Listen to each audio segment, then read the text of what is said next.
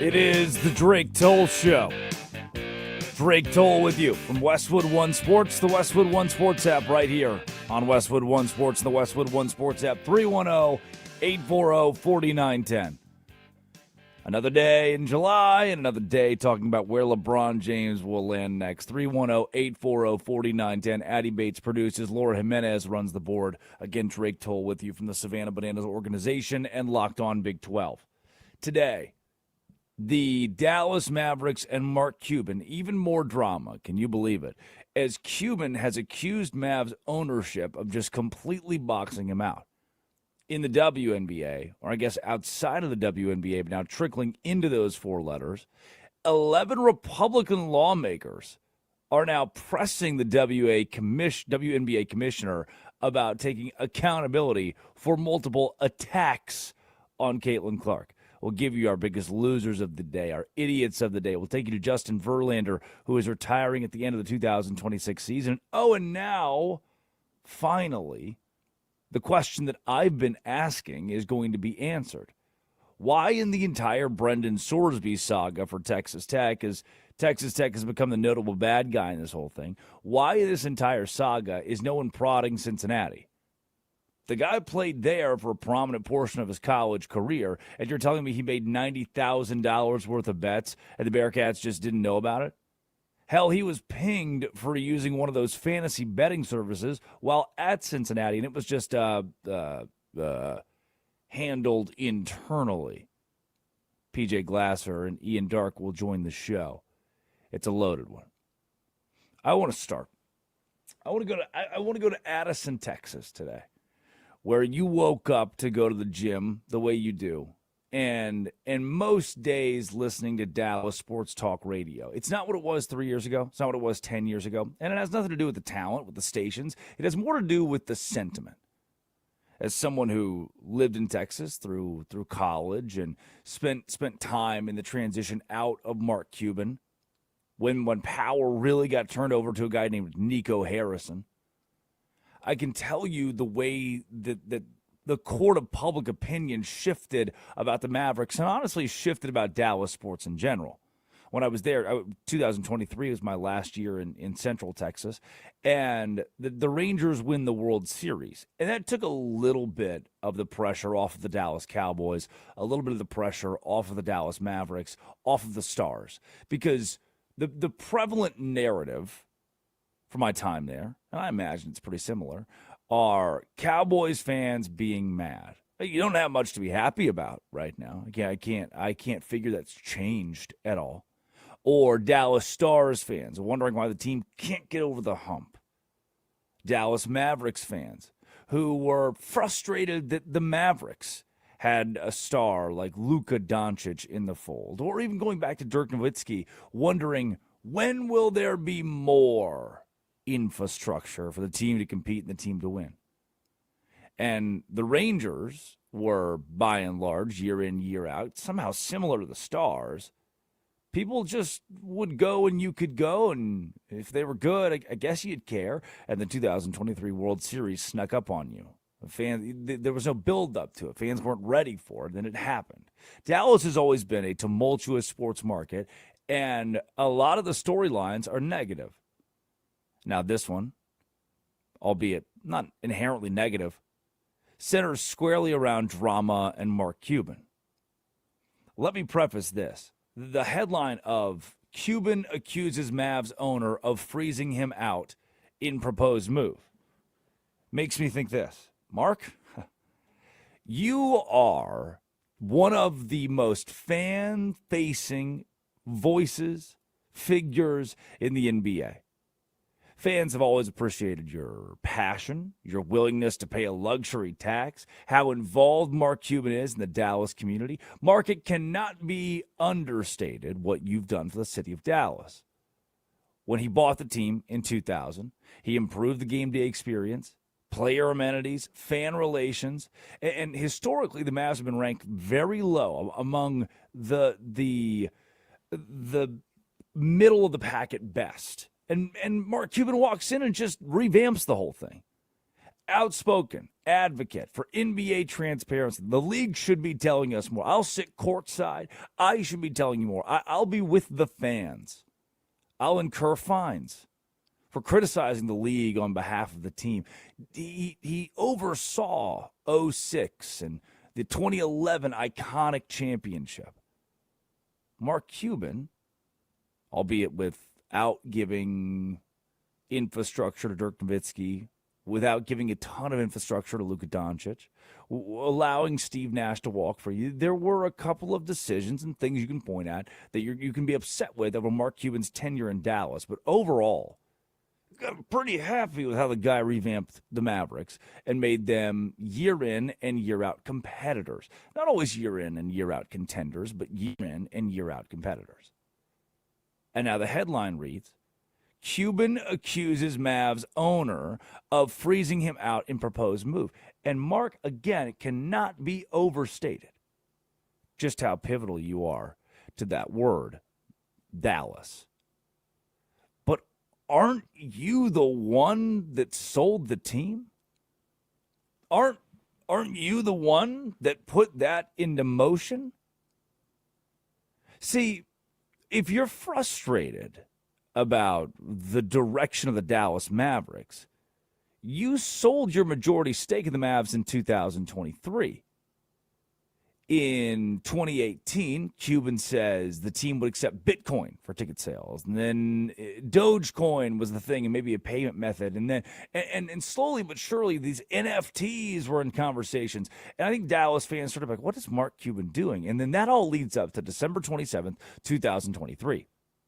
The NBA Board of Governors approved the sale of a controlling interest, 73%, in the Mavericks to the families of Miriam Adelson and Patrick Dumont. That deal is valued at approximately $3.5 billion. Cuban retaining a minority ownership stake that is originally reported at 27% and still believed to be 27%. But here's the deal. Right after that's over, right after new leadership takes over, Mark Cuban sells the team. Well, Patrick Dumont became strained. But Cuban's been dissatisfied. Back in March of this year, he says, I don't regret selling. I regret who I sold it to. All of a sudden, these people who seemed so nice at the negotiation table, who signed the paperwork, $3.5 billion to buy the Mavericks, didn't quite pan out. Oh, and then Nico Harrison. Surely Dumont was a part of this. And Mark Cuban says he had no idea. In 2025, February of 2025, Luka Doncic is traded to the Lakers. Cuban claimed he learned about that trade way too late to intervene. No. Stop. Don't do it. Don't do it. Hey, ma'am, you own 27% of this franchise. You own 27% of this organization. We can do whatever we want. And what's worse is that provisions in the sale agreement that you signed, Mark Cuban, the guy who's mad that the team, he sold the team and now he's upset that the new owners of the team, the owners of the team are making decisions. There's a provision in that contract, that agreement that you signed, that could reduce his stake in the franchise to 7%, from 27 to 7%. This modern example, okay, this is the first thing I thought of, and this flew under the radar a little bit in the last 2 years. Kyle Whittingham is the head coach at Utah football, and you probably don't care, right? Kyle Whittingham's just one of those dudes who floats through college football, has a big year here or a big year there, but he's never truly in the spotlight or in the headlines. You wouldn't know him, right? If you saw him on the street, you might not know him.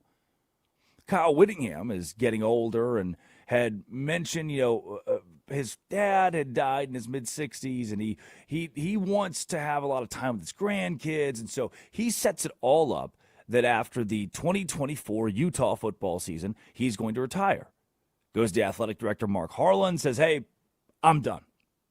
All right, great. We'll give you the old farewell tour. We won't be too public about this, but we'll say goodbye to to Kyle Whittingham and will appoint a head coach in waiting. So after the 2024 season, when Utah goes 5-7, Morgan Scalley, the head coach in waiting, says, all right, great. You turn the reins over. It's my job. I'm the head coach in waiting. Kyle Whittingham, I'm the new Utah football coach.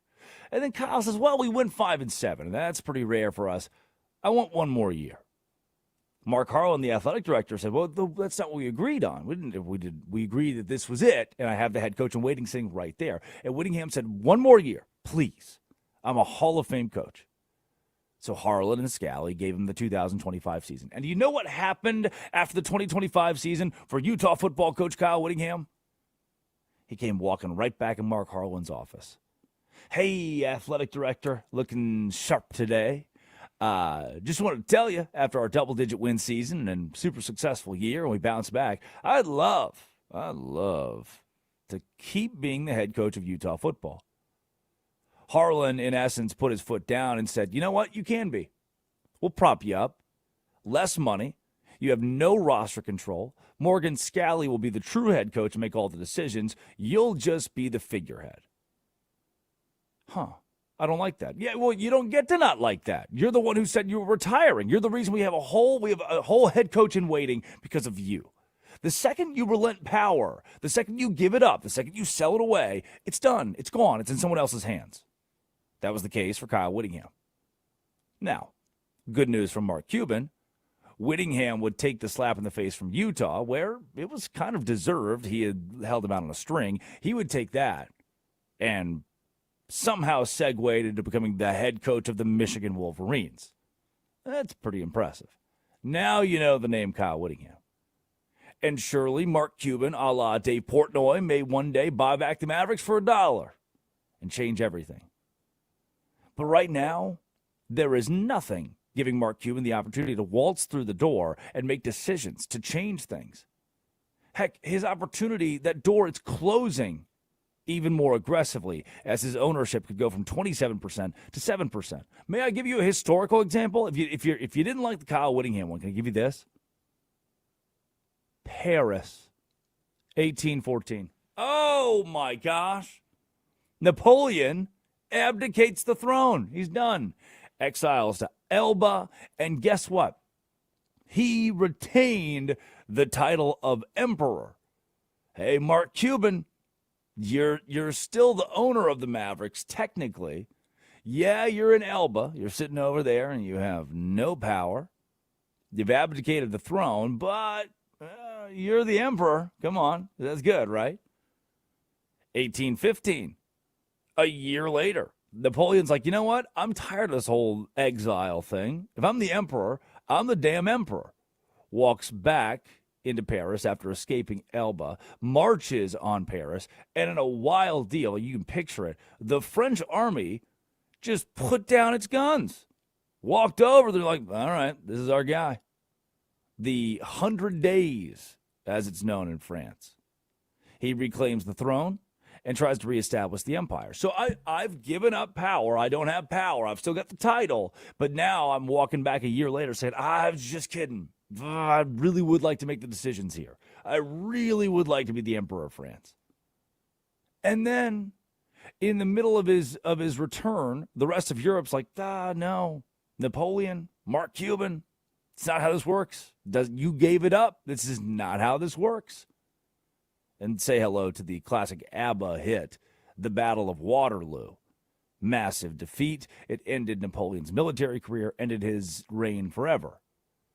So yeah, I mean, Napoleon is one of the most brilliant military minds ever.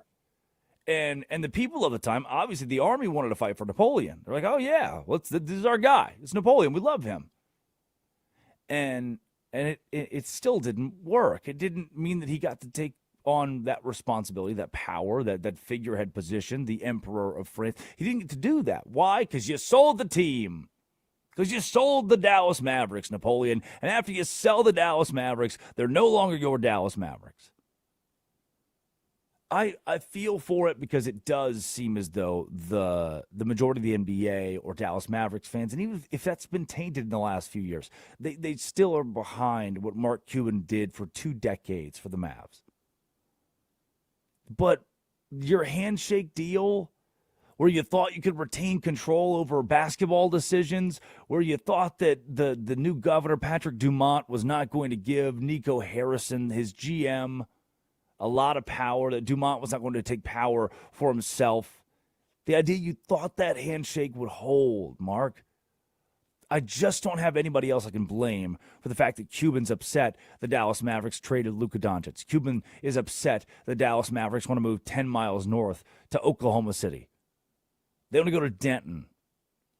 Not literally. They don't really want to go to Denton, but they want to go pretty close to Denton. And that's not a step in the right direction for fans. That's not going to help anybody involved. The fact you'd have to drive, I mean, it's 10 miles. That in Dallas, 36-minute drive, if not more. That's how long it takes to get from downtown Dallas to watch the Dallas Mavericks play. Oh, it's already not convenient to get to Arlington. And these decisions, whether it's Luka or moving the team to a new arena, are ones that Mark Cuban's been pretty passionately against. But Mark Cuban also sold the team. When we come back, controversy around Caitlin Clark. Shocking, I know. This is the first you're hearing of this. Lawmakers, Washington, D.C., wants to intervene as she's being bullied, attacked, harassed. This is a weird one. It's Westwood One Sports and the Westwood One Sports app. Addie Bates produces. Laura Jimenez runs the board. This is the Drake Toll Show. The story.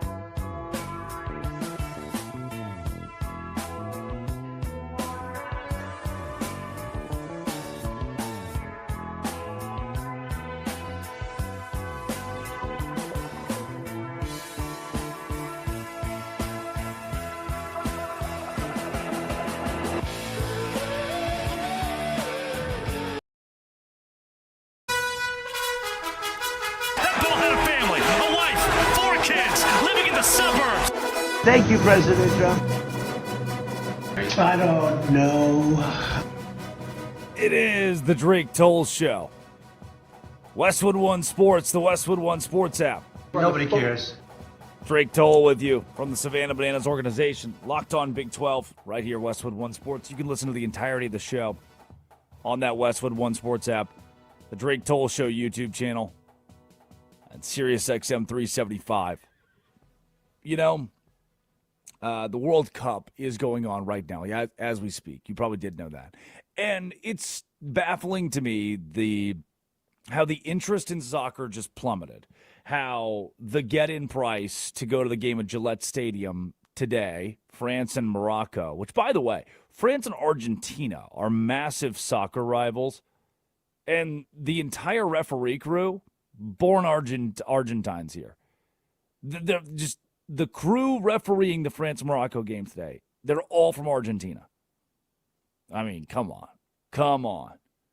That game at 4 Eastern time in Gillette Stadium, Greater Boston area stadium, because no sponsors, is at about $1,000 a ticket. Your get-in price for a quarterfinals match in the World Cup is $1,000. Shouldn't happen. It was $2,500, $3,000 for this same match if you looked on Monday at 4 p.m. before the United States lost. Back then, we really cared about soccer. We were a proper society. And after the United States dropped its match to Belgium 4-1, we kind of gave up. The most expensive match still on the board, Norway and England. Erling Haaland, row, shoot you straight. It's pretty awesome. And that he's top notch.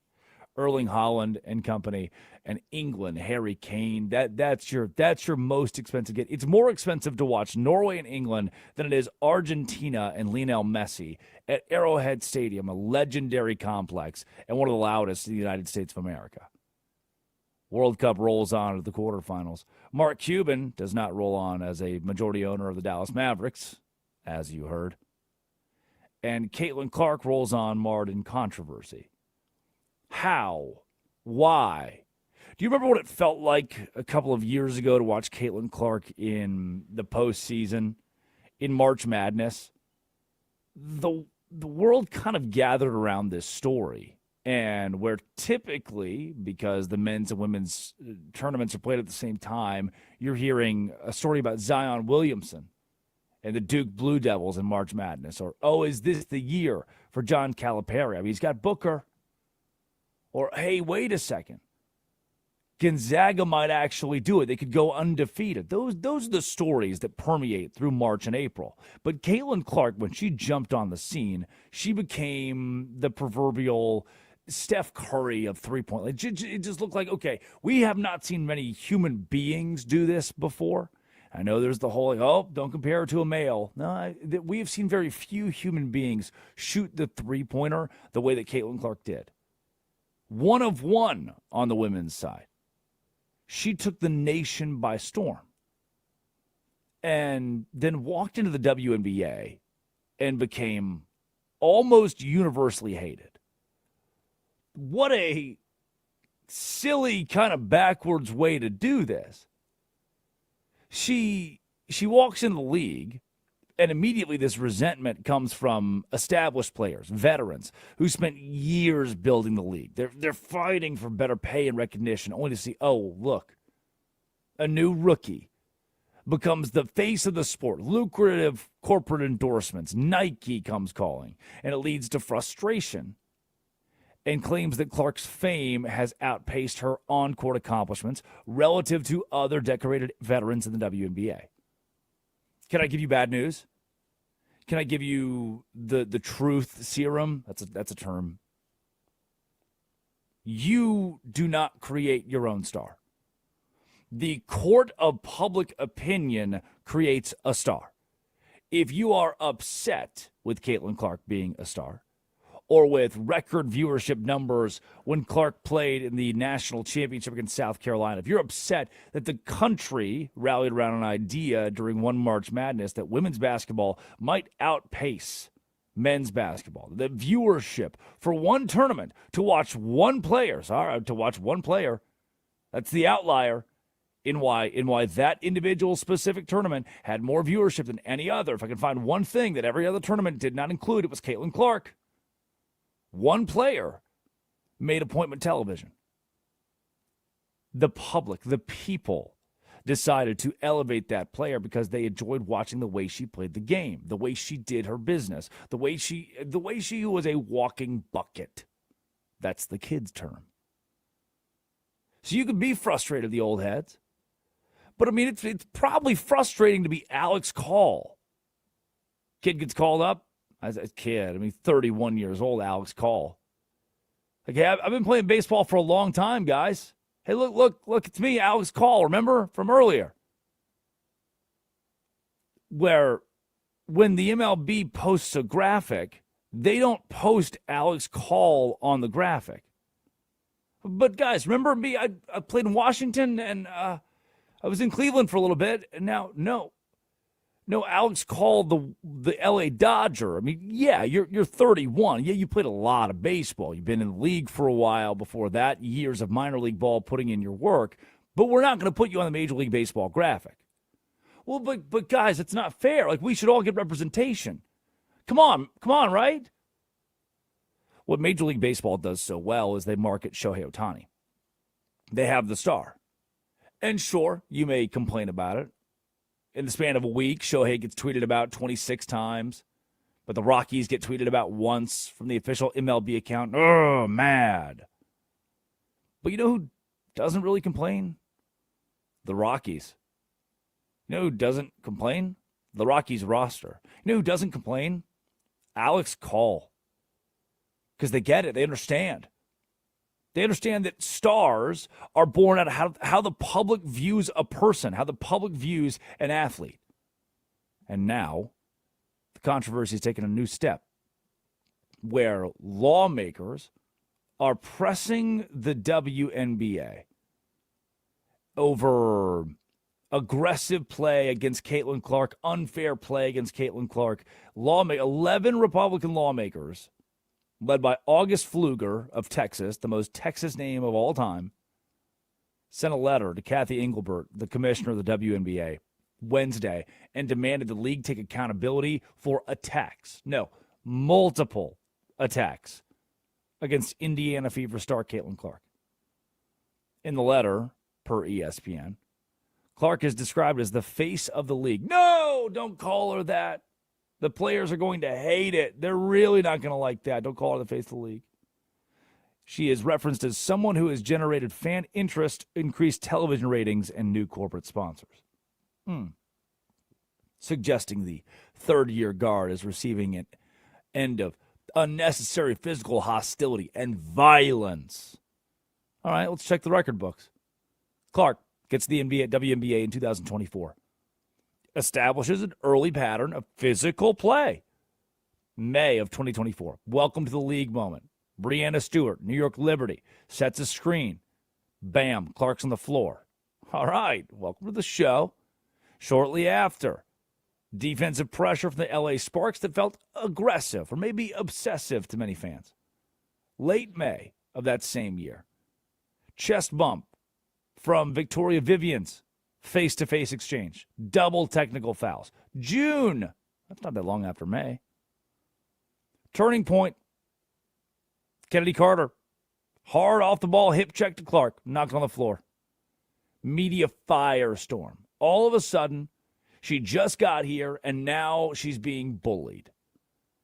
Same month. Ruptured eardrum. Running into a screen. June, same month. Playing the Chicago Sky. Angel Reese contests a shot. Hits Clark in the head. Flagrant 1 foul. July, a month later. Hooked by a player from the Lynx and responded with an arm swipe that hit the opposing player, leading to a review. She got bullied from day one. Like, targeted and bullied. And I just told you why, because the veterans couldn't take it. Because established players, veterans who said, we built the WNBA for years. We've been fighting for better pay and recognition. When better pay and recognition got there in the face of another basketball player who was younger than them, less experienced than them, that's when it became an issue. There is I was reading on Caitlin Clark this timeline of events, timeline of attacks, as the lawmakers put it, and came across a video from June 20th, 2025 from AM Hoops, popular YouTube channel. And the title says, "Why does the WNBA hate Caitlin Clark?" And that's the perfect pointed question. Is it odd that we have 11 lawmakers just jumping into this thing? It is a bit strange, right? Like, I don't really know where that stems from or where that came from. But if you look at what they're pointing out, I mean, come on, man. This whole thing seems pretty obvious. That one person is under extreme duress because they walked into a league as a star and the rest of the league didn't like that. Hey, rest of the league, in the same way that it's Mark Cuban's fault for selling the Dallas Mavericks, it is your fault, WNBA. This is your fault for not facilitating a star. Oh, new league poster comes out. No Caitlin Clark. No, we've got to honor the veterans. Hey, and veterans, in the same way it's Mark Cuban's fault for selling the team, it is your fault. It is your fault, veterans, for not having the splash value of what Caitlin Clark brought to the college basketball scene. If I'm the head, if I'm leading the WNBA, I am immediately putting a star like this at the forefront of my conversation, of my dialogue. One, I'm going to strengthen officiating and player safety protocol. I'm going to ensure that accountability is made. Beyond retroactive reviews, the league must ensure the officials are trained to identify non-basketball physical acts like when Caitlin Clark gets punched in the neck. The commissioner's office, my office, being clear. What's competitive physicality? What's reckless targeting? Because I'm seeing a lot of reckless targeting here. Not in my league. How about we modernize the whole marketing deal? Our image. You are giving up on a high-growth era that Caitlin Clark has helped usher in. As commissioner, the omission from her on every promotional material, that's done. You can have a unified marketing strategy. Clark, Reese, Beckers, pillars of the league's 30th anniversary. But Clark better be on there. The star Ohtani better be on there. Social media drives the discourse. It drives the court of public opinion. You need more viral moments. Caitlin Clark creates those. And look, given the injuries that sidelined Clark for a lot of 2025, and in 2026 she's still been banged up. You've got to, as a league, you're missing it. The moment's fleeting. It's going away. You're not going to have the all-star, superstar Caitlin Clark forever unless you lean into it, accept it, embrace it, push it. Otherwise, it goes away, and you wonder, man, what could have been? What was that? A little blip on the radar. That 1 year, record-breaking viewership, and then we just let Caitlin Clark wither away. That's just bad business, you know? Is that the most frustrating part of this? Is it's just bad business. Doesn't make any sense. When we come back, let's give you our biggest losers of the day, including the, what? Islamic Republic of Japan? That's a new one for me. It's Westwood One Sports and the Westwood One Sports app. 310-840-4910. Addie Bates produces. Laura Jimenez runs the board. This is the Drake Toll Show.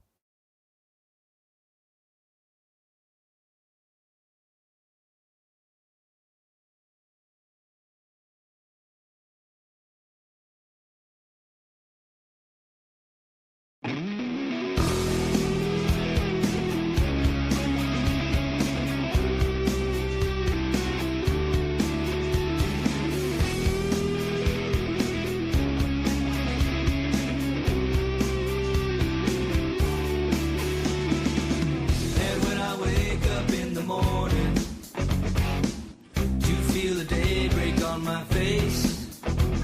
There's a blood that's flowing through the feeling, with a knife to open up the sky's veins. Some things will never change. They stand there looking backwards, half unconscious from the pain. They may seem rearranged in the backwater swirling. There's something that'll never change. And when I should have been done a long time, it laughs and says I find ways. Just when we're sheltered under paper, the rockets come at us sideways. Something will never change. They stand there looking backwards, half unconscious from the pain. They may seem rearranged in the backwater swirling. There's something that'll never change. And hey, I'm fine, good, fine, from time on who's done.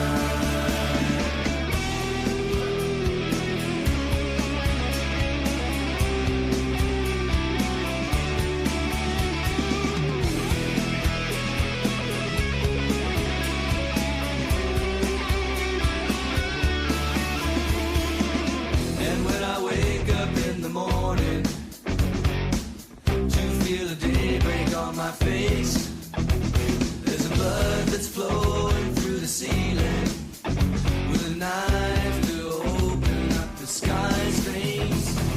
Some things will never change. They just stand there looking backwards, half unconscious from the pain.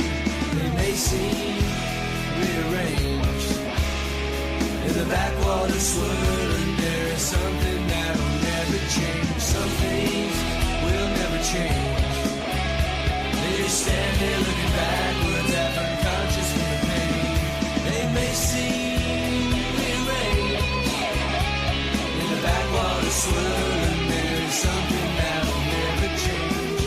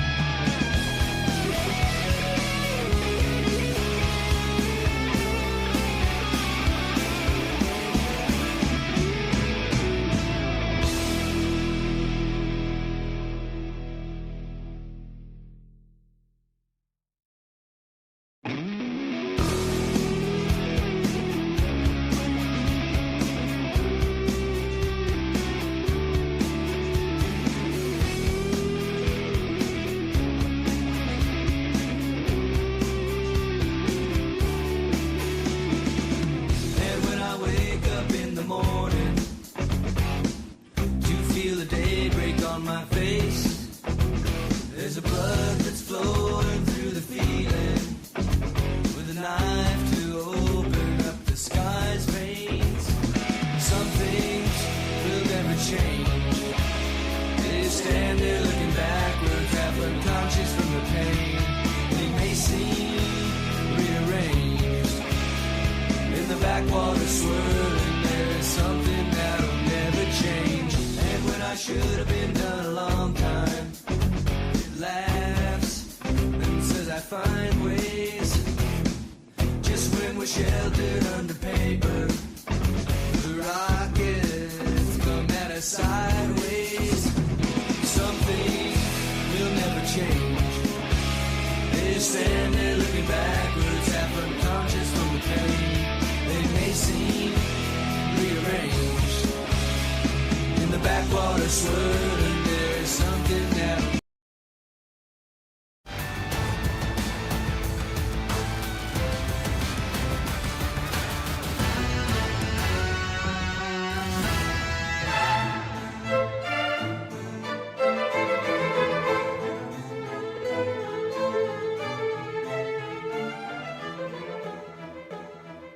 It is the Drake Toll Show. Westwood One Sports and the Westwood One Sports app. Drake Toll with you from the Savannah Bananas organization and Locked On Big 12 in the middle of the World Cup.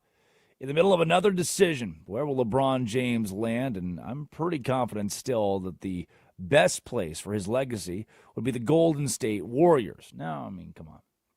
This is not the equivalent of Kevin Durant joining the prime Warriors, a prime Kevin Durant and the prime Golden State Warriors.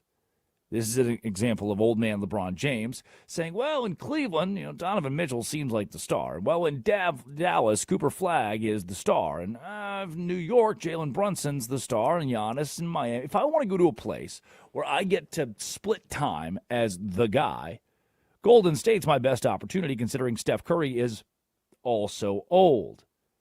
And Draymond Green is also old. And there's this feel-good element to LeBron playing next to Steph, two guys that share the Olympic floor multiple times, two guys who have so much respect for each other, guys who were the rival players of the 2010s. But the problem is LeBron, the deeper he got into his career, at least from my point of view, the court of public opinion got better on him. Perception got better. They sort of realized, oh, he is just, as the kids say, unk. He's just this kind of awkward older guy. NBA veteran. Steph Curry was hard to hate. And in that mid-2010s rivalry, I mean, everybody, you could pick a side, but it wasn't this magic bird knockdown drag out. This I'm Kobe Bryant, I hate everybody, scathing rivalry.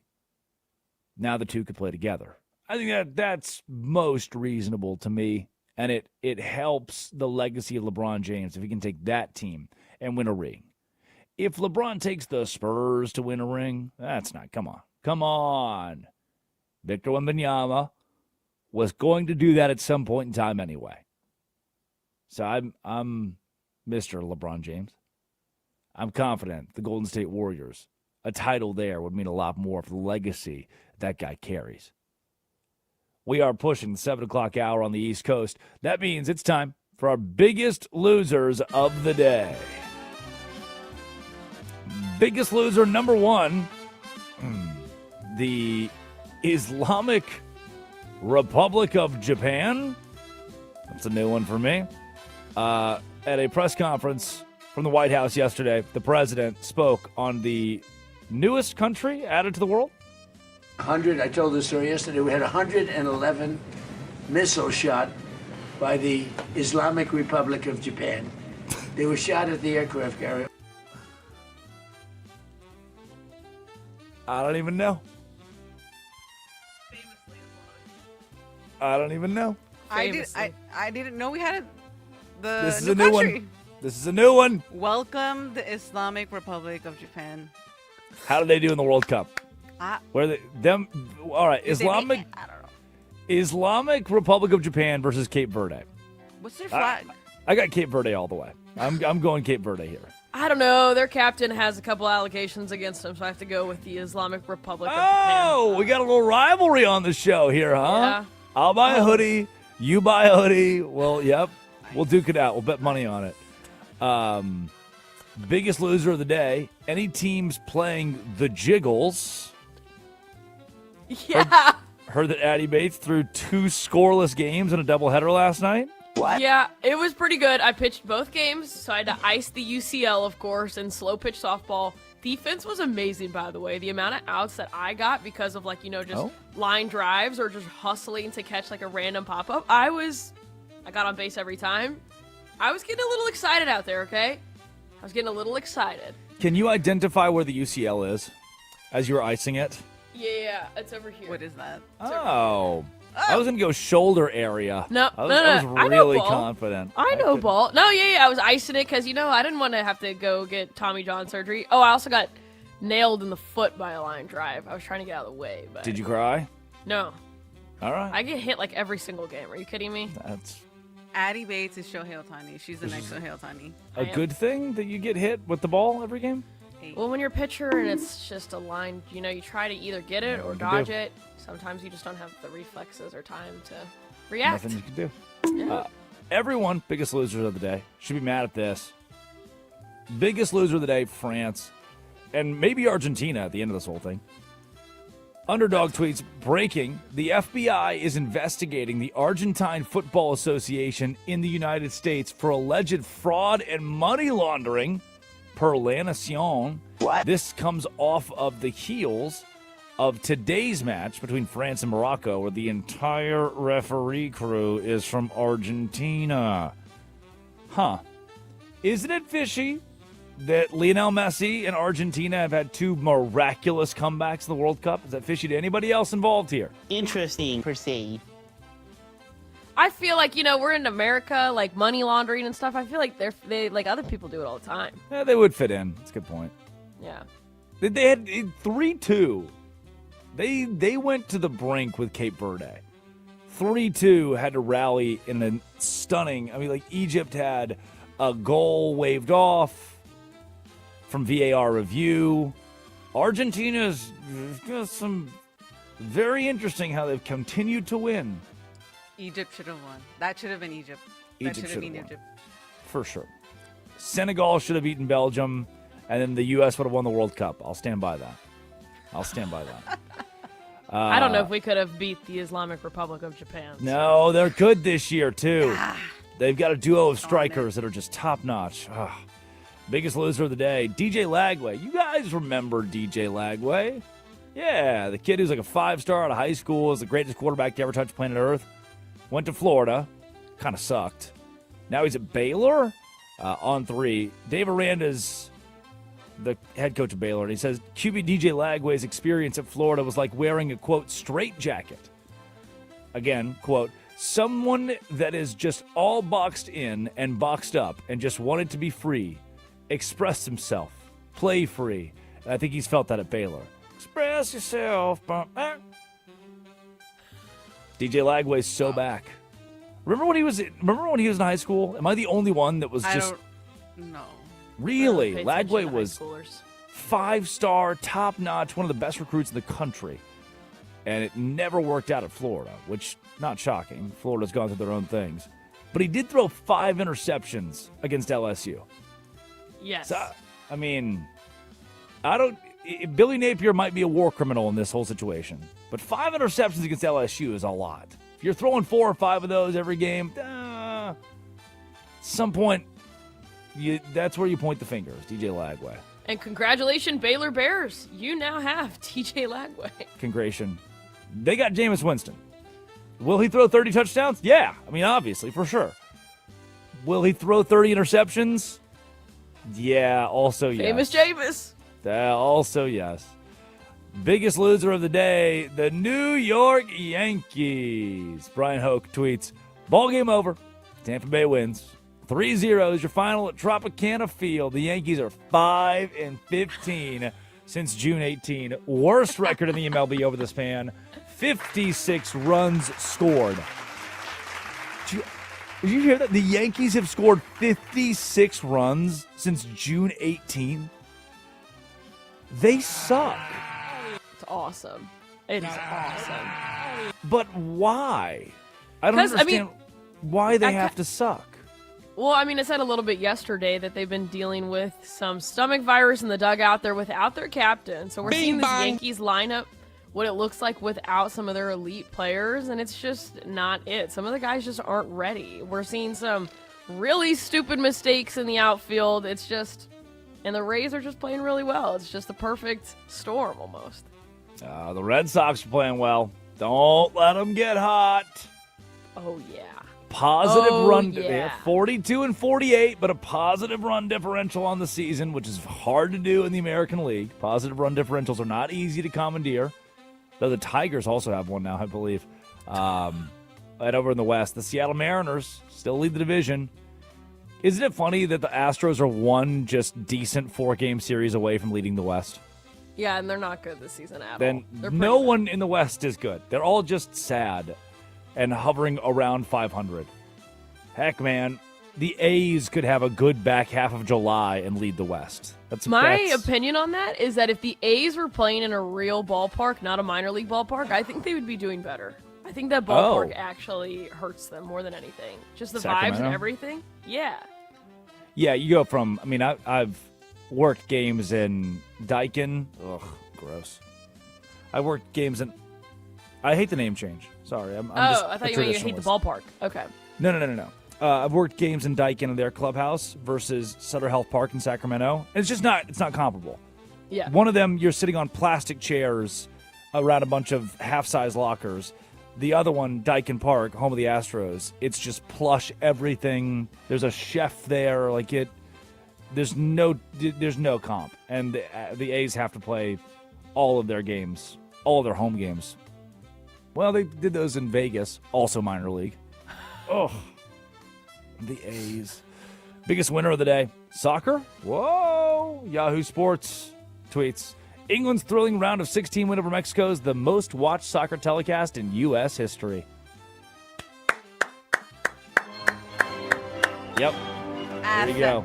Exactly. We win. Yeah. What I didn't tell you is the back half of the tweet. U.S.-Belgium viewership has not been calculated yet. But it is expected to be the most watched of all time. Though the Mexico match, I was glued to. It was awesome, aside from Mexico losing. That part I did not like. I was rooting for Mexico. I'm excited! Yeah, baby! We were all People's excited. Islamic Republic of Japan? Yes, that was their captain. Ah, nice. Addie Bates produces. Laura Jimenez runs the board. When we come back, our obituaries. Who died today? And we'll give you the quickie. Top 5 headlines in all of sports. Right here on the Drake Toll Show. This is Westwood.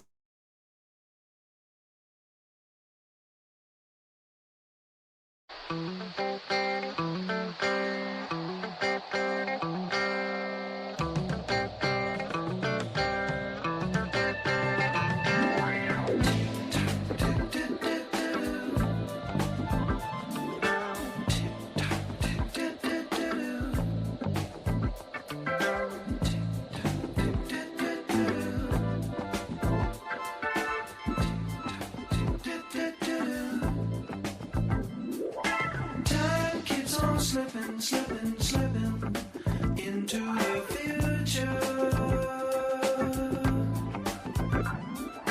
Time keeps on slipping into the future. I wanna fly like an eagle to the sea. Fly like an eagle, let my spirit carry me. I want to fly like an eagle till I'm free. I go through the revolution. Feed the babies who don't have enough to eat. Shoe the children with no shoes on their feet. House the people living in the street. Oh, there's a solution. I want to fly like an eagle to the sea.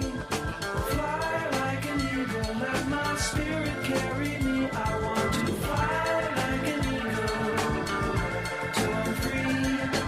Right through the revolution. Time keeps on slipping into the future. Time keeps on slipping into the future. Time keeps on slipping into the future. Time keeps on slipping into the future.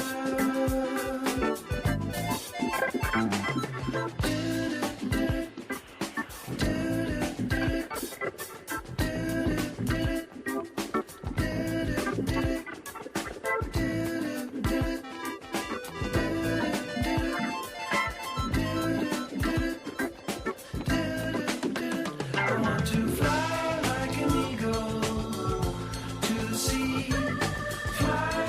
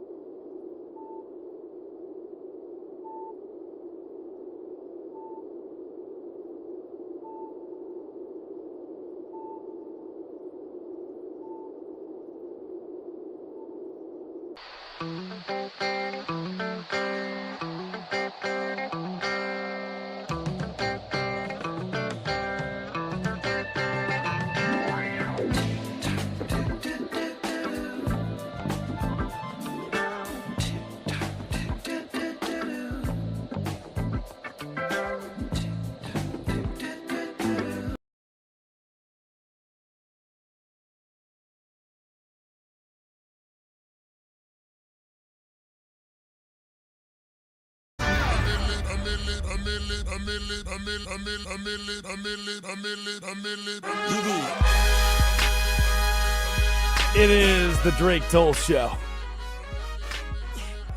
Westwood One Sports, the Westwood One Sports app. Laura Jimenez runs the board. Addie Bates produces. Sorry, that's pretty awesome. Gonna shoot straight. It's a good one. Good addition to the rotation. Thank you, Laura. Good morning, Food Giant shoppers. Good morning, America. Good morning to the world. Middle of the World Cup. And here we go. Got a text. Caitlin Clark dominated the 6:20 Eastern Time segment today. Says, you are completely wrong. Wouldn't be the first time. Been there before. This thing with Caitlin Clark is getting more publicity for the WNBA than if she was averaging 35 points per game. No. She was averaging 35 points per game and playing every game. The arenas would still be sold out. I've got the argument of ticket sales, butts in seats, merchandise. People aren't buying more merchandise because Caitlin Clark's getting punched in the neck. Texter says, this thing with Caitlin Clark's getting more publicity for the WNBA because this Clark rise to fame has little to do with basketball now. It's a black against white thing because we all know if Clark was black, she wouldn't be as popular. That's the frustrating thing. I don't think that I ever brought it there, and I don't know which piece the conversation. I mean, what? She's the all-time record holder for points in the NCAA. Canning three-pointer after three-pointer after three. We've never seen someone shoot the ball like that. Steph Curry. That's the only comparison I have for people who are just so electric with the way they shoot the three ball, which, by the way, is worth more points than a dunk or a layup. She did that, diluting her to just, she's the white girl. That it's unfair on both sides. Oh, that's a black player. Oh, it's a white player. Caitlin Clark has set numerous scoring records in the NCAA. She walks into the WNBA as a player that people love to watch. Also, one of the most watched and lauded female athletes of all time, if not the greatest athlete of all time in that category, is Serena Williams. One of the greatest to ever do it, period, regardless of gender, Serena Williams. She got to be a star. But the text says, because we all know if Clark was black, she wouldn't be as popular. What about Serena Williams? The most popular tennis player of all time. Billie Jean King was white. Nobody ever made that like a thing, right? Greatness is just greatness. Caitlin Clark epitomized that during her time at Iowa. Walked into the WNBA. The WNBA said, we hate you. Okay. All right. It's not as much of a race thing here as much as it is Caitlin Clark is incredible what she does, and the WNBA wants to put that down. 7 o'clock on the East Coast. 7:03 and 9 seconds to be exact. It's time for our obituaries. Who died today? Number one, this pilot. Yeah. Not good, folks. This one's from, there are a million tweets that explain this. Dexerto did an article on it. Student pilot successfully landed a plane by herself after instructor reportedly jumped from the aircraft and died mid-flight. TMZ has now also picked this up. The shocking incident happened over a rural area in Toledo, Argentina. 42-year-old flight instructor Leandro Andres Bartazzo giving a flight lesson in a Cessna C-150. According to reports, 22-year-old student pilot Rosario already had a private pilot's license, was still building up her flying hours, and Bartazzo allegedly told Rosario before jumping, "You know what to do." Removed his headset, arranged belongings, took off his seatbelt, and left the aircraft. Dead today, I guess. Literally, I guess. Very, very literally. Addie, would you have landed the plane? Oh, I would have been the pilot. I'm the captain now. I would have been the captain. I would have been the one who jumped. I would have crashed immediately into a tree. Yeah, I would have been like, Drake, you got this. Meow. And there goes Drake. Meow. Yeah, I don't. I'm. Also, I'm gonna say it. What an asshat. The guy who jumps out of the plane and leaves the suit and is like, "You've got this," up top, and you just see the most terrifying thing you've ever. You watch him fall to his death, 20,000 feet. Yeah, I would do that to you. Yeah. I've thought about it. My answer still stands. I would be in the plane and crash into a tree. I'm not landing the plane. Can you even get in a small plane? You're very tall. I have not tried to, nor would I want to. Have you seen Top Gun? Like, that was the reason. Talk to me, Goose. That was the reason that Val Kilmer was mad all the time. He was too big. He was all too, yeah, rest in peace, Val. Dead today, Val Kilmer. When I lived in Alaska, I refused to do the bush planes. I would not ride a bush plane. Drake does not like bush planes. That's just not how I'm dying. I'm not going out in just a spiraling bush plane that crashes and I die. I can't do that. Patsy Cline, John Denver, half of Leonard Skinnard, Roy Halladay, Richie Valens. Richie Valens. The Big Papa. Crazy you would say Richie Valens before you said Buddy Holly. That's a ball Noah right there. Well, because he lives Well, He not lives anymore, right Laura. next. He lives right there. right next I've to got me. bad news. He does not anymore. That's not. Laura, the person talking to you is not Richie Valens. The person on the street is not Richie Valens. The person in your direct message. It's not. It's not. Do not send him La Bamba. Do not What do send him Amazon gift cards, Laura. Dead today. Cessna 150. Also dead today. Fortune cookies. This is one of the craziest things. Yeah, it is, and that's saying a lot. This is Marsha Blackburn, who says it doesn't take a fortune cookie to figure it out. Marsha is running for governor of Tennessee in one of the craziest ad campaigns imaginable. Take a listen. How hard am I gonna crack down on China? Well, here's a clue. Marsha Blackburn worked with President Trump to take on communist China. As governor, Marsha will fight to protect Tennessee land from Chinese front companies, close loopholes, and hunt down every communist who tries to defy us. It doesn't take a fortune cookie to figure it out. Here in Tennessee, we're going to stop communist China and protect Tennessee land. It does. Okay, a couple things to unpack here. One, the gong to end the commercial was crazy work. Just a That was the crazy thing. It's crazy work. She also, first day at the Words Factory, I don't think she'd ever said words before. She was really struggling to say those words throughout the whole thing. And you heard in the background crunching. The entire 30-second commercial is just her crushing up a bunch of fortune cookies.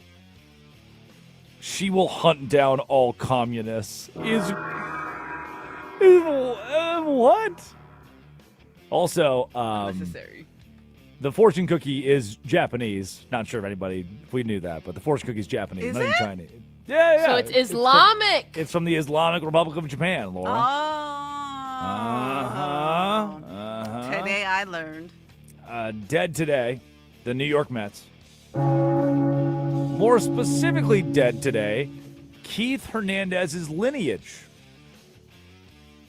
So I want to get back to the last half inning. You were talking about burning out the line. Yes. I didn't think that we could leave that unattended. Very convoluted. Jessie, my oldest, has 2 kids. She's my adopted daughter, so she's not in my line. So my brother has 2 kids, and they're in their 40s, and they're not married. I don't think they're going to have kids. My 2 in their 40s.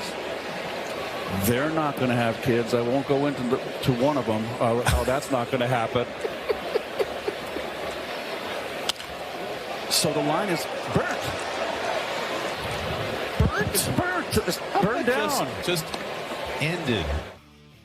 It is 9-9 in the 6th inning of a Mets game, and we have reverted to Keith Hernandez not having a grandchild. That's the 2026 Mets, man. Do you feel bad for the guy? He seems kind of burned. He seems burned about this. This is every conversation a millennial has with their parents, I think. Yeah. This is the conversation everyone. I'm not a millennial, but this is what I assume. Word for word, bar for bar, those words have come out of so many of my aunts. I'm Gen Z, and I have these conversations. It's funny. I had this. My parents know that they have a grandchild, and they're going to be happy with Sinatra. It's their grand monkey. That is what they're getting. Nothing more. Nothing less, because she's never losing weight. Sinatra is a cat, not a monkey, to be fair. Just letting people know. Oh, You got a real PETA violation on your hands there, just making sure we weren't. I watched that chimpanzee documentary on HBO. It got that woman's face. Not good. Don't play around with those things. Don't play around with those things. Those are our obituaries. Time for the quickie. Top 5 headlines and all of sports. Addy Bates reads them. Drake Toll responds. Good thing that I am Drake Toll. Whoa. Telling me that now for the first time. Here's your first headline. And France unfazed by Argentine refs versus Morocco. I'd be phased. Sign me up to be phased about this. Imagine we're seeing Ohio State play Michigan. All right? No, you know what? Better than that. Ohio State plays LSU. If you were Ohio State and found out that the 5-man referee crew, the five guys and gals leading the way, were Michigan grads, if they had the big M next to their name, if they had a bunch of old tweets of them, one has it tattooed on his calf, the other ones have grown up going to Michigan games, you'd be pretty upset. If the officiating crew was made exclusively of Michigan grads and you are playing as Ohio State, and in this case, it's not France versus Argentina, but it's France versus Morocco. So you, Ohio State, play a game against LSU. The entire officiating crew is Michigan. You'd be mad. Wouldn't you? You'd be phased. I'm phased. I protest because it just doesn't. No, we would never do that. The United States would never do that in our sports leagues. I would hope. As long as Mike Pence has the courage, though, this can still be reversed. Here's your second headline. Blue Jays' Dylan Cease loses no-hit bid in the 9th to the Giants. What is this? Does this coincide with the perfect game yesterday where they pulled a guy? That was the Pirates. The Pirates. Oh, it happened again. We keep pulling guys having perfect names. Oh. Yeah. The Dylan Cease game. It is. Sorry, I'm a little. Did you watch? I'm in perfect game mode. Did you watch the documentary they did about the umpire who missed the perfect game call on the final out? Are you talking about the Tigers game? Yes, they just released a documentary on it. And the guy, of course, his whole family got death threats. Right, and of course he's on there. Oh, my whole family got death threats, and it just felt like it went too far. Yes, by rule, I must be very clear. I do not condone death threats. You shouldn't send death threats. That's too far. I've used the term 4 or 5 times today. I'm going to use it again. Court of public opinion. If everyone kind of hates you because you did a really, really bad mess up, no death threats, but you're asking for career backlash. You're asking for a career backlash. You made it about you. You got what you wanted. You got your documentary. Well, my kids hate me. I don't have as much solace as you think I do. That's congratulations, Dylan Cease, on almost getting there. That's a minute. Here's your third headline. Justin Verlander plans to retire after this season, capping a career with 3 Cy Young awards. Oh, we're baseball today. I like it. Yeah, it's kind of sad he's still playing. And not in a I'm sad to see Justin Verlander still playing way. In a, we could have just done this 2 years ago and would have probably been better off than tainting is the wrong word. He hasn't tainted any part of his career. But it's just sad at this point. So thank you for letting us know. Hi, thank you. Yeah. But it was time a little bit ago. I think once he wrapped it up with Houston, could have just called it a day then. Didn't. And now after a year with San Francisco, he's piddling in Detroit, trying to stay healthy. He's just leaving Kate Upton all by herself? He won 1 ring with Detroit. when Cabrera was – they had a great offense. He won a ring with Detroit and 2 with the Astros? Yeah, he did. 2 with the Astros. And he was an Astro for a long time, by the way. And he has Kate Upton. And he has Kate Upton. That's a great point. That's a great consolation prize after he has a bad game. He does get to be married to Kate Upton. Here's your next headline. Fair all around. Fourth-year quarterbacks praise the 5-for-5 rule. Really? Yeah, by the way, has Justin Verlander ever hit a home run? I need to know before he retires. I do need to know that. I don't think so. I'll look it up. I would Maybe. hope I don't know. He was in the American League for He was a in the while. American League for sure, but he still, they'd go over and play those road NL games half the year. Career batting average of 100. 6 hits, 1 double, 1 run, 3 ribbies across 60 plate appearances. 1 double. Yep. There you go.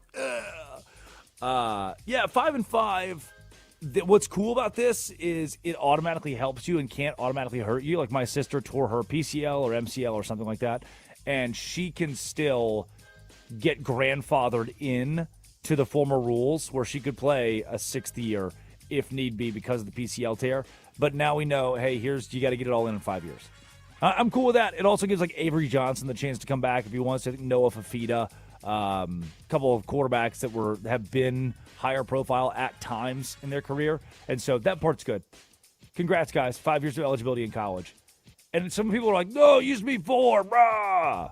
I'd rather just cap it at 5 and instead of giving you 8. That feels reasonable. It's a minute.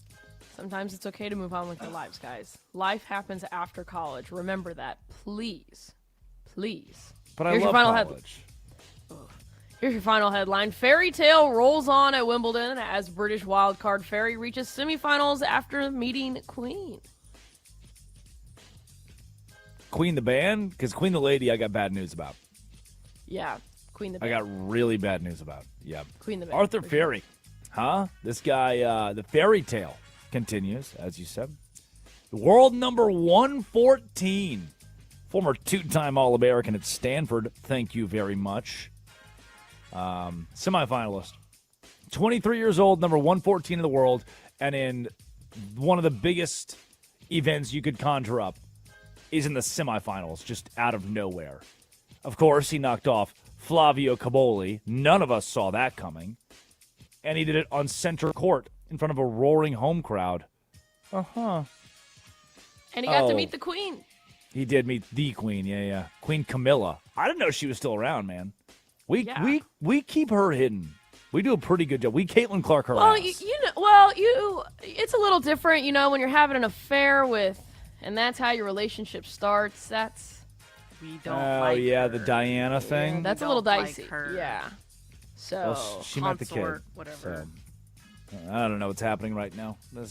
I watch sports. Are you ready for some football?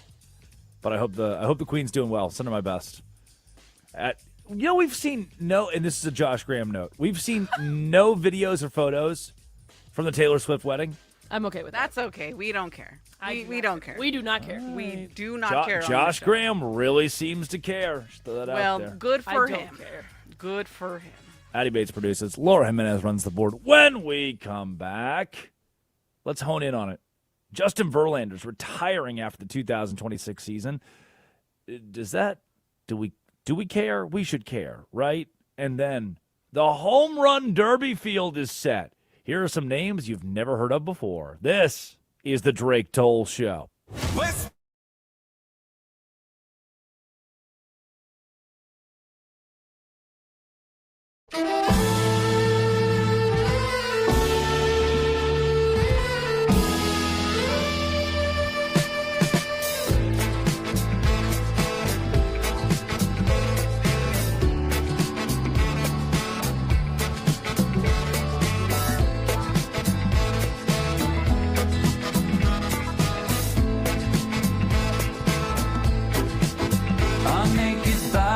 Go on trial just for laughing at the joke, just for saying of the bargain what any sales girl already knows.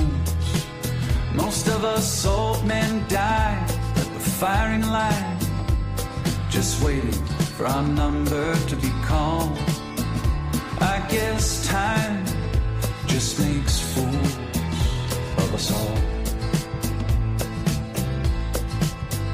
Now the king regales his stepson when he's loaded as a gun. Says a real man is like a country.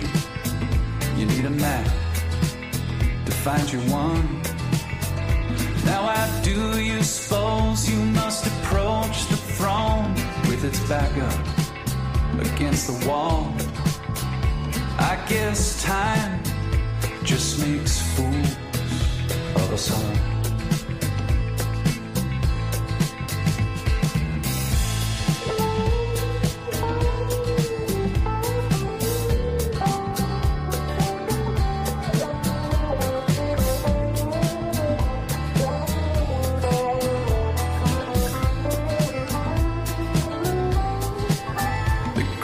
Minds of my generation gladly conscripted in the war of defending any Goliath that would deign darken the door.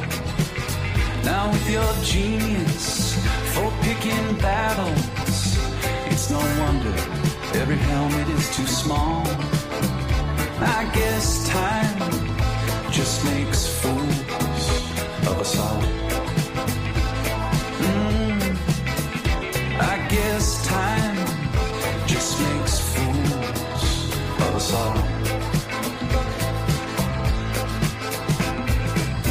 My drink is watered down. The champ is on his knees. He lost the rematch. He lost the comeback. He lost for charity, but that's the job. It's what gets the asses in the hall. They came for a beating, and he came to throne.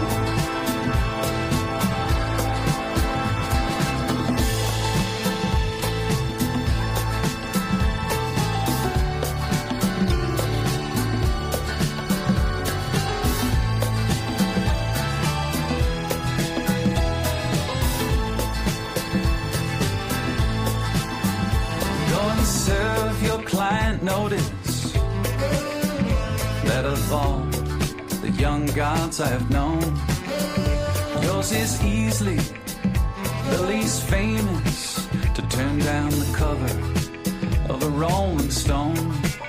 Lily white faces, so familiar and yet impossible to recall. I guess time just makes fools of us all. After a millennia of good times, God said, hey now, let's have a dream where we raise the stakes a little. Come on, let's make things interesting. Parachute into the Anthropocene, an amnesiac, a himbo Kendall. I guess time does make fools of us all.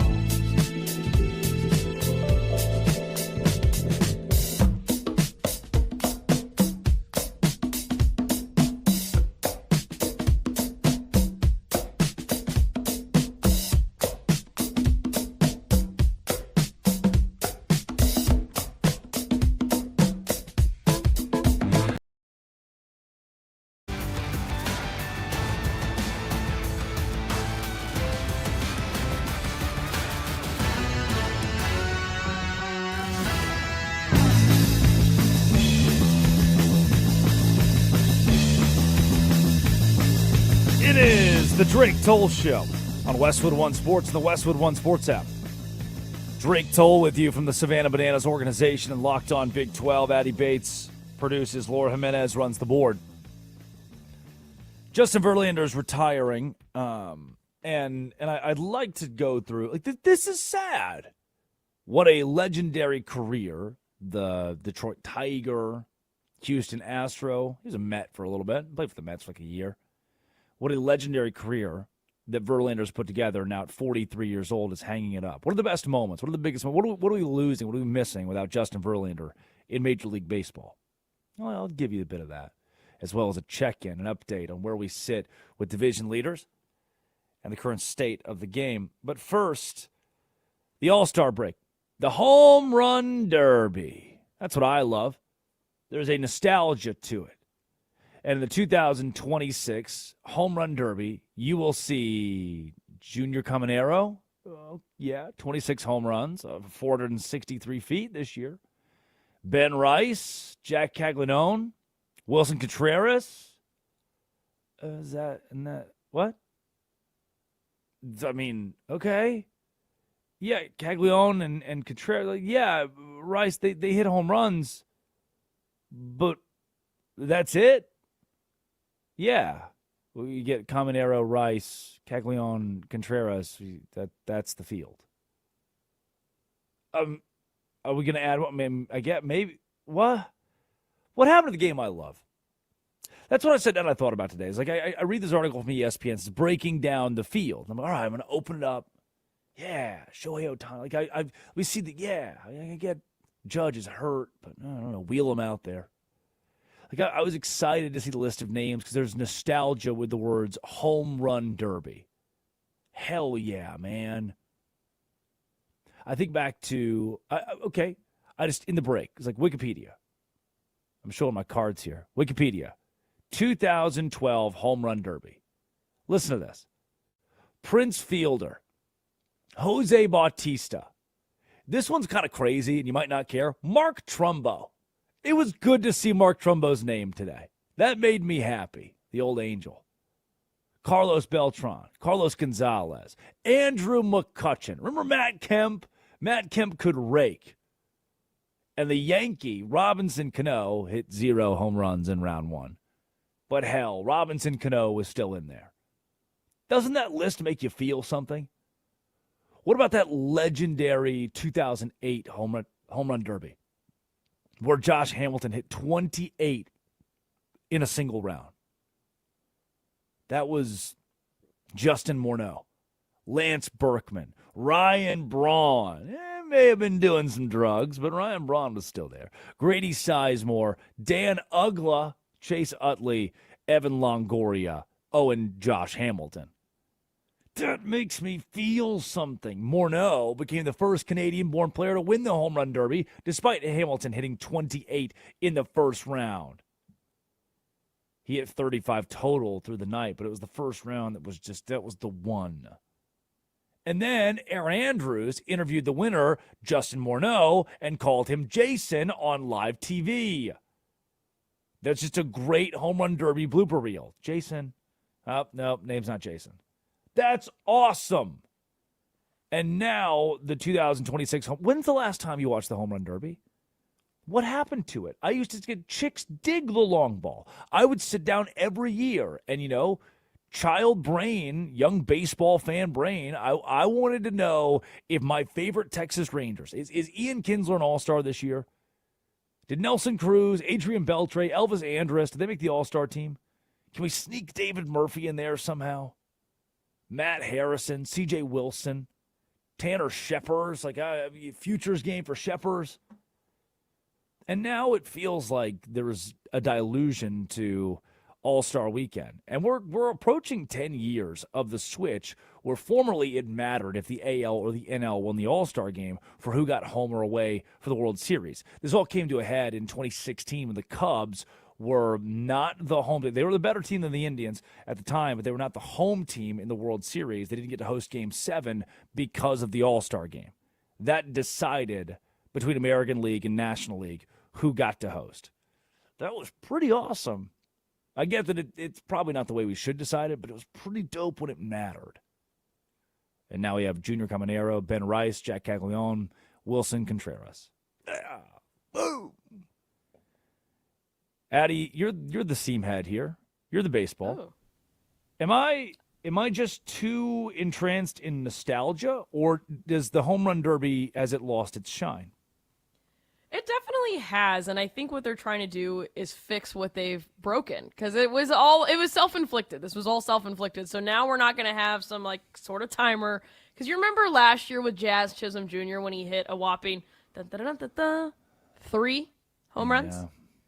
Yeah. Still more than Robinson Cano, by the way. Just putting that out there, but yes. If it was at Dyken Park, Robinson Cano would have been raking, because that was the only place he knew how to rake. Yeah. But I think what we're lacking, though, is other names that are doing really well this year. Rockies, Hunter Goodman, he has 27 home runs already. He's not in the home run derby. So we're trying to go for big names right now, because Junior Caminero is a big name. Whenever it was talks of Shohei Ohtani or big trades happening, Junior Caminero was one of those trade pieces that was on the table. And Ben Rice, you got to have a Yankee in there. You got to have a Yankee in there, of course.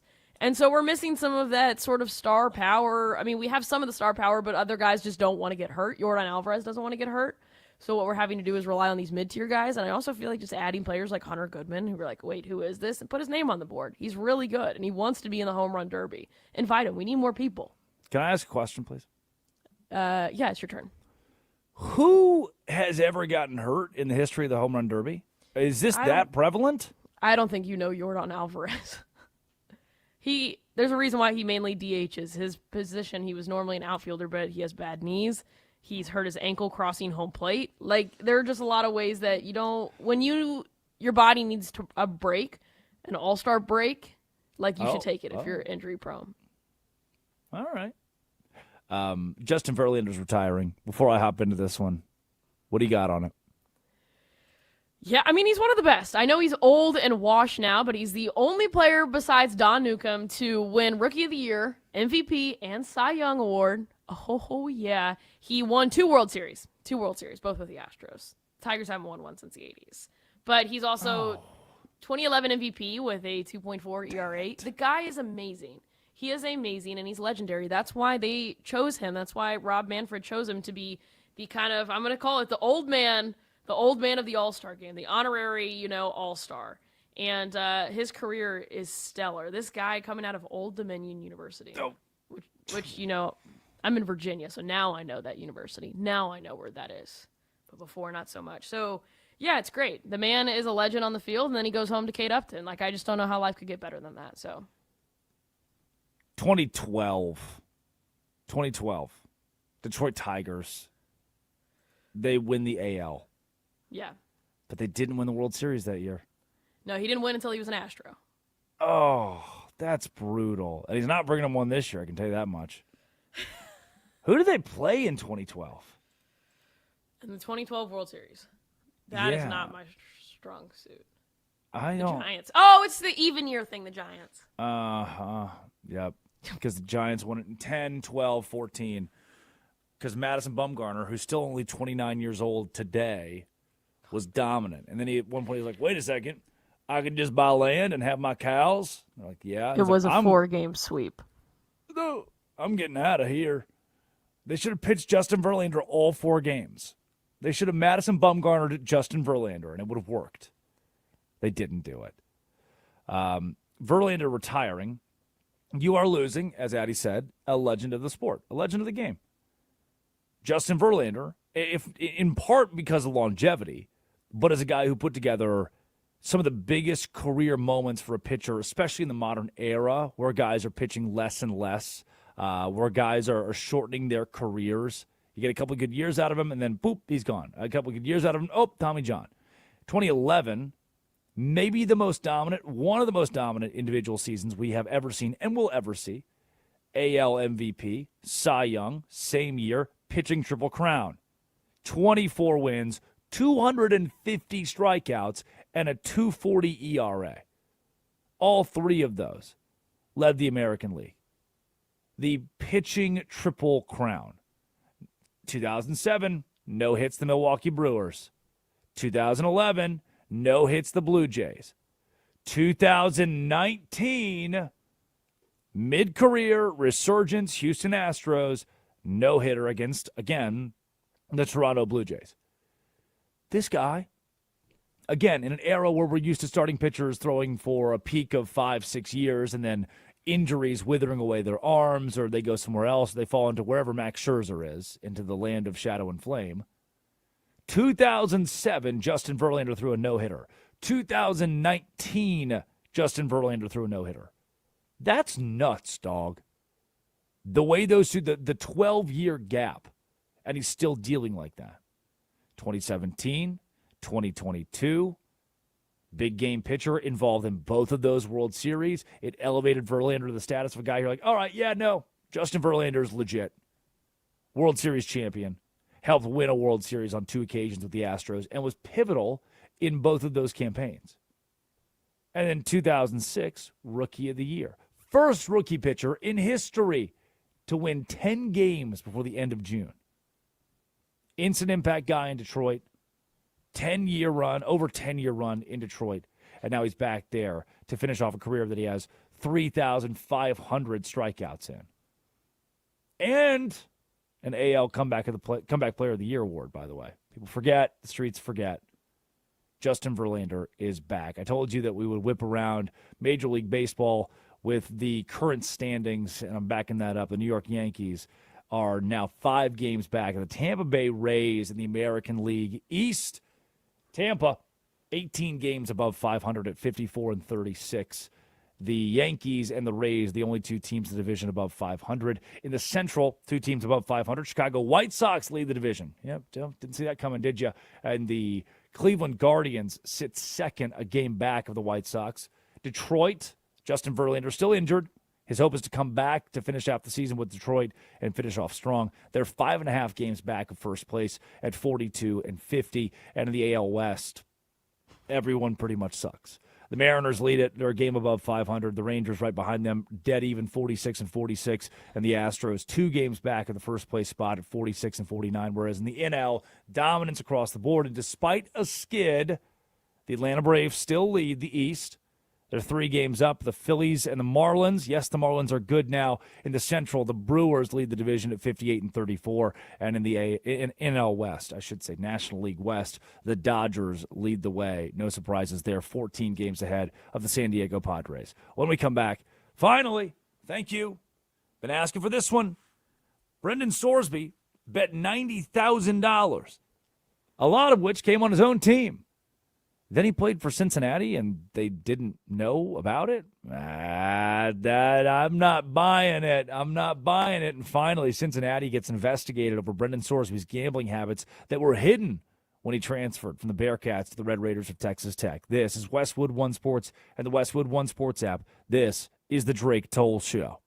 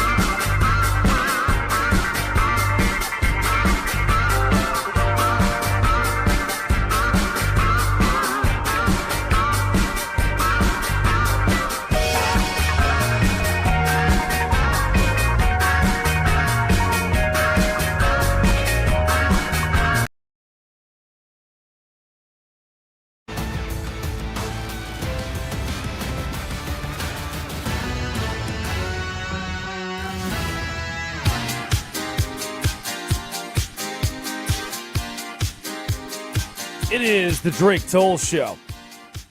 Westwood One Sports and the Westwood One Sports app. Drake Toll with you from the Savannah Bananas organization and Locked On Big 12. Accountability, huh? That's the word of the day.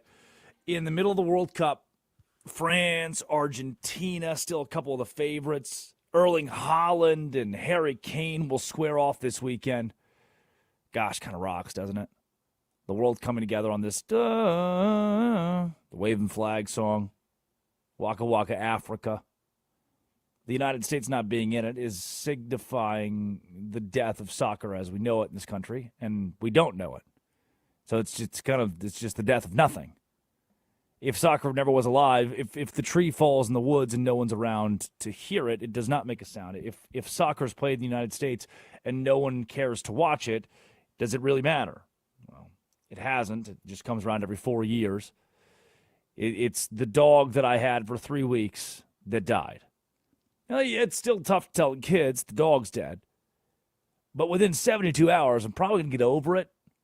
And at the same time, the 3 weeks of having the dog, it did pee and poo in the house a lot. So I'm going to wait about 4 years before I get another dog. That's when the World Cup will come back around. We'll all believe and hope again. And hopefully you'll remember this moment where soccer in the United States just didn't matter. It just fell flat. Major League Baseball hits the dog days of summer and the All-Star break approaches. The basketball offseason, maybe the most blockbuster, that's the word we keep using for all of the moves in the NBA. Blockbuster trade. Just call it blockbuster offseason. And another LeBron James decision to boot. That's big time. But a story that I've followed closely, as a guy who hosts Locked On Big 12, a story that's dominated my personal feed is Brendan Sorsby. Here's a loose timeline, what you need to know about Sorsby. The full breakdown in case you missed it. 2022, Sorsby is a redshirt freshman. He's redshirting at Indiana and bets 40 times on his own college football team. Some of those bets were against his own college football team. First half unders, player prop unders. He's saying, yo, Malik, hey, yo, Tyler, I don't think you're going to have 28 receiving yards this game. I'm betting you're under. Could you help me out a little bit? And as you know, that is illegal. Can't do that. NCAA is not going to like it. Sorsby does it when he's redshirting. And then after that, bounces to Cincinnati after defecting to Cincinnati. Goes there, and it's somewhere along the way, over the course of his college career between Indiana and Cincinnati, bets $90,000 on various things. He would go to Cincinnati Reds games and, here's $1 on a ball. Pitcher throws a strike. Oh, lost $1. Here's $2 on a strike. Pitcher throws a strike. Yep, made $2. Here's $2 on a strike. Oh, yeah. He was deep in the weeds. And the NCAA has pretty specific gambling rules, so to skirt those, Sorsby would use family accounts, family names, never his own, so he didn't want to be tracked. Some guys, like John Mateer, will just Venmo their buddies, UCLA versus Cal, gambling money, right? Sorsby wanted to be a little more hush-hush and low-key. Then late April of this year, after Sorsby had entered the transfer portal, was a 5-star transfer pickup, was recruited and touted by some of the best schools and biggest schools in the country. After Sorsby got all the hype in the offseason for being the guy, the quarterback that you need, he commits to Texas Tech on a $5 million NIL deal. News breaks in April. Sorsby is being investigated for gambling improprieties. The consequences of my own action are creeping up, aren't they? At April 27th, he goes to rehab. It all came crashing down in one day. Tech had known for a couple of weeks. Then it became public, and the first thing they did, it's public. Send him to rehab. It'll look really good. He needs help. It's a disease. By late May, following an investigation, the NCAA, appropriately, ruled Sorsby permanently ineligible. No more college football for you. A week later, he appeals it and is denied reinstatement. court documents show the $90,000 in wager, 40 bets on his own team. Early June, the NCAA officially denies the appeal, just for a Lubbock County judge to grant Sorsby a temporary injunction, make it a Tarrant County judge. The Lubbock County judge had rescinded his role. Tarrant County judge blocks the NCAA's ban and allows him to play for Texas Tech. NCAA appeals the decision in the District Court Appeals of Texas, and the ruling sparks backlash, and everyone hates Texas Tech, and everyone hates Brendan Sorsby, and everybody else. And the situation escalates to a standoff where the Big 12 sues Texas Tech, and Sorsby sees the writing on the wall when the Big 12 sues in federal court. Oh, the federal judge might not be as nice as this Tarrant County guy. I should hightail it to the NFL. And the NFL said, we don't want to play with you. And now Sorsby will sit for a year and work on himself before trying his hand at the NFL draft next season. Where I get lost in all this is Texas Tech is facing the backlash and the brunt of this. But isn't Cincinnati where he played a substantial piece of his college career? Isn't that where he spent the last few seasons? Now we're finally turning the spotlight to the school and entity that I've been wondering about. He got away with betting $90,000 while he was at your school? Or at the very least, let's say $50,000 specifically at your school? How did you let that happen you didn't know? I've been told in the past, and this is, I got to Baylor in 2019. And when I got to Baylor, the primary story was still how new the administration was following the sexual assault scandal of 2016. And walking into that, I was told consistently by those who were boots on the ground during the Art Briles era at Baylor, nothing happens that the head coach doesn't know about. So you're telling me your star quarterback could have a crippling gambling addiction and just no one knows about it? That's hard for me to believe. And finally, again, we're looking at Cincinnati and saying, what role did you play in this? And the NCAA is the one opening that inquiry into Cincinnati regarding the Sorsby allegations. And there are already allegations of prior knowledge. Listen to this. The driver of the inquiry is a claim by Sorsby's agent, Ron Slavin's the guy's name, that the University of Cincinnati and their officials were already aware of this. Sorsby's agent came forward and said, hey, Cincinnati knew about this. What are we all mad about Texas? What are we mad at Texas Tech for?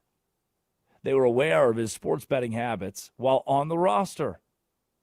And if investigators find that that was true, that the school knew Sorsby had compromised his eligibility, placing bets on Indiana or other sports while at Cincinnati, allowing him to continue play, well, turn a blind eye. That's going to lead to some big-time penalties. You're the ones who ended up getting Texas Tech into this. You're the ones who let him transfer. You're the ones with the $5 million NIL blood on your hands. Because you didn't penalize the kid. You could see Cincinnati vacate wins, see further sanctions. I wouldn't be surprised at all. Because, again, he admitted to placing at least 165 impermissible bets while at Cincinnati. Impermissible bets. And that's frequent enough. And involved money in a FanDuel account. The NCAA is saying, how could this behavior have gone unnoticed by you and your compliance department and your coaching staff over multiple seasons? It couldn't have. Sorsby admitted to wagering on the Cincinnati men's basketball team, betting on his own institution, which is a major, major violation of the NCAA. A scholarship athlete used a proxy account to bet on the other teams that the Bearcats hold, and you're telling me that nobody knew? You're telling me that Sorsby funneled over $60,000 into a FanDuel account under a friend's name, and he was completely clean? There have been further rumors that Sorsby had been flagged, pinged by using sites like Underdog these wagering fantasy sites. And Cincinnati had already had kind of an internal, hey, don't do that, big guy. Let's educate you on the dangers of gambling. Send you on your way. They'd been pinged by the Big 12's betting watchdog. And what did they do with it? We'll handle that internally. Finally, a major player in this is being investigated, and I would not be surprised if this investigation pulls up that, yeah, Cincinnati, the school is currently suing Sorsby for $1 million in damages related to NIL. Yeah, it turns out Cincinnati, who's not on the good side of Brendan Sorsby, who's already got some angst built up right now, turns out you cats, you literal Bearcats, didn't handle this right. And that's going to turn a lot of attention on UC. Addie Bates produces. Laura Jimenez runs the board. You can call or text the show. 310-840-4910. 310-840-4910. When we come back, Idiots of the Day on Westwood One Sports. This is the Drake Toll Show. This is when.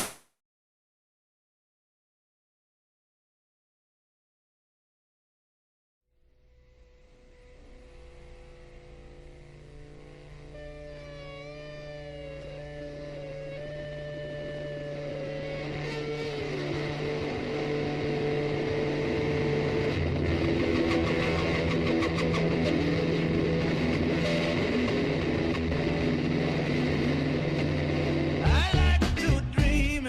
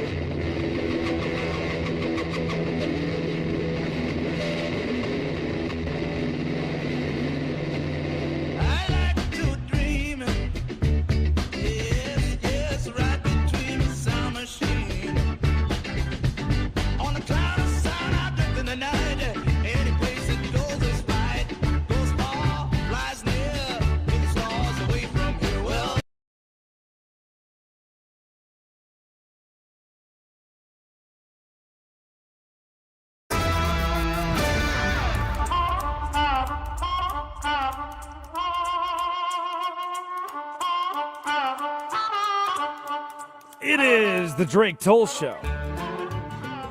Westwood One Sports, the Westwood One Sports app. Addy Bates produces. Laura Jimenez runs the board. Man, this whole Mark Cuban and Dallas Mavericks thing is squarely Mark Cuban's fault, right? And if you saw the headline this morning, Cuban is upset with, I'm sorry, I'm sure I'm reading this correctly. Cuban is upset with the current ownership of the Dallas Mavericks. Mark, didn't you sell the Dallas Mavericks? Cuban is accusing the new Mavs owners of freezing him out. Oh, I didn't get to decide that we were going to move the arena from downtown Dallas to 10 miles north. I didn't get to decide we were going to Denton, Texas. Nobody asked me. You know, I ran into Mark Cuban probably 4 months ago. Didn't say anything. Didn't need to. Not for me to bother him. Hey, Mark, I don't know the guy like that. Dude's just wearing a tracksuit. Just normal guy. Built his legacy in Dallas on just being a normal guy. Sitting with the fans, representing the fans, being this vocal leader in the NBA sphere. And a 25-year span with the Dallas Mavericks. Mark Cuban, he became Dallas. He became the Mavericks guy. Built a championship caliber team, won a title, Dirk Nowitzki. Made questionable moves, wasn't always, void of controversy, but Cuban became a pretty popular figure. Acquires the team in 2000, turns it all around within the first decade, wins the title. Oh. Huh. Interesting. You see, in 2018, he announced the team was going to accept Bitcoin for ticket sales. And then Dogecoin became kind of a thing that he was involved in and wanted to get a part of. And then in 2023, he said, you know what? Fine. I'm over it all. I'm selling 73% of the Dallas Mavericks to Miriam Adelson and Patrick Dumont. $3.5 billion. My hands are clean. I get to keep 27% of ownership of this organization, of this franchise. And then he's surprised when the handshake that he gave Patrick Dumont, like, hey, buddy, I can still make decisions, right? Yeah, of course, for sure, of course. When that handshake became strained and Nico Harrison got the staying power, he got to trade Luka Doncic. Mark Cuban said, what? You can't do that. Yes, we can. But I'm not. No, you're not the owner. I still have. No, you're not the owner. Could we maybe? No, you're not the owner. And in 2026, Cuban reportedly maintains a 27% stake in the franchise, but provisions in the sale agreement that you signed, Mark, can reduce that from 27% to 7%. Huh. Sorry, Mark Cuban. If you're upset with the direction the Dallas Mavericks are going, you are the one who sold the Dallas Mavericks, ensuring that you could not decide where the Dallas Mavericks are going. You have 27% of the vote. That's not a lot of percent of the vote for Mark Cuban. That's one of the major headlines in sports today, right alongside the World Cup that continues the quarterfinals. Get-in price of $1,000 today. If you decide, you know what, fine. This is my one time. Sow my wild oats. I want to see the World Cup. $1,045. Foxborough, Massachusetts, France, and Morocco. SoFi Stadium tomorrow. Spain and Belgium will meet. Saturday, Norway and England. Erling Haaland. Row. And in Kansas City, Saturday night, Argentina and Switzerland. Lionel Messi tries to keep this storybook World Cup run alive. It really wouldn't be storybook aside from Argentina struggled mightily with Cape Verde and nearly lost. Should have lost, down 28-3 to Egypt. Rallied back for a miraculous win. That's kept Argentina alive. And in these quarterfinals, there are 8 teams left in the FIFA World Cup. 8 countries left in the FIFA World Cup. It's our 8 o'clock hour on the East Coast. 8:04 and 48 seconds. It's time for our Idiots of the Day. Idiot of the Day. Sponsored by Progressive Commercial Insurance, protecting your business vehicles with affordable coverage options and small businesses with affordable coverage options as well. Quote today at progressivecommercial.com. Idiot of the day, number 1, Anthony Volpe. Take a listen from Michael K. So he has not played great at shortstop. And the one thing that he's done, and I'm not sure that it's done, but there have been enough people that have told me that it was done, that when he was in the minor leagues, the Yankees said, maybe you should play some shortstop. And he allegedly said, no, I'm a shortstop. Maybe you should play some second base. And he said, no, I'm a shortstop. That's not a good look if it happened. So if this is the case, Addy, Volpe making the correct call to put his foot down? If this is the case, because this is all allegedly this happened, no, I think Volpe would be in the wrong. Same way I felt about Rafi Devers, and that's why he got traded to the Giants.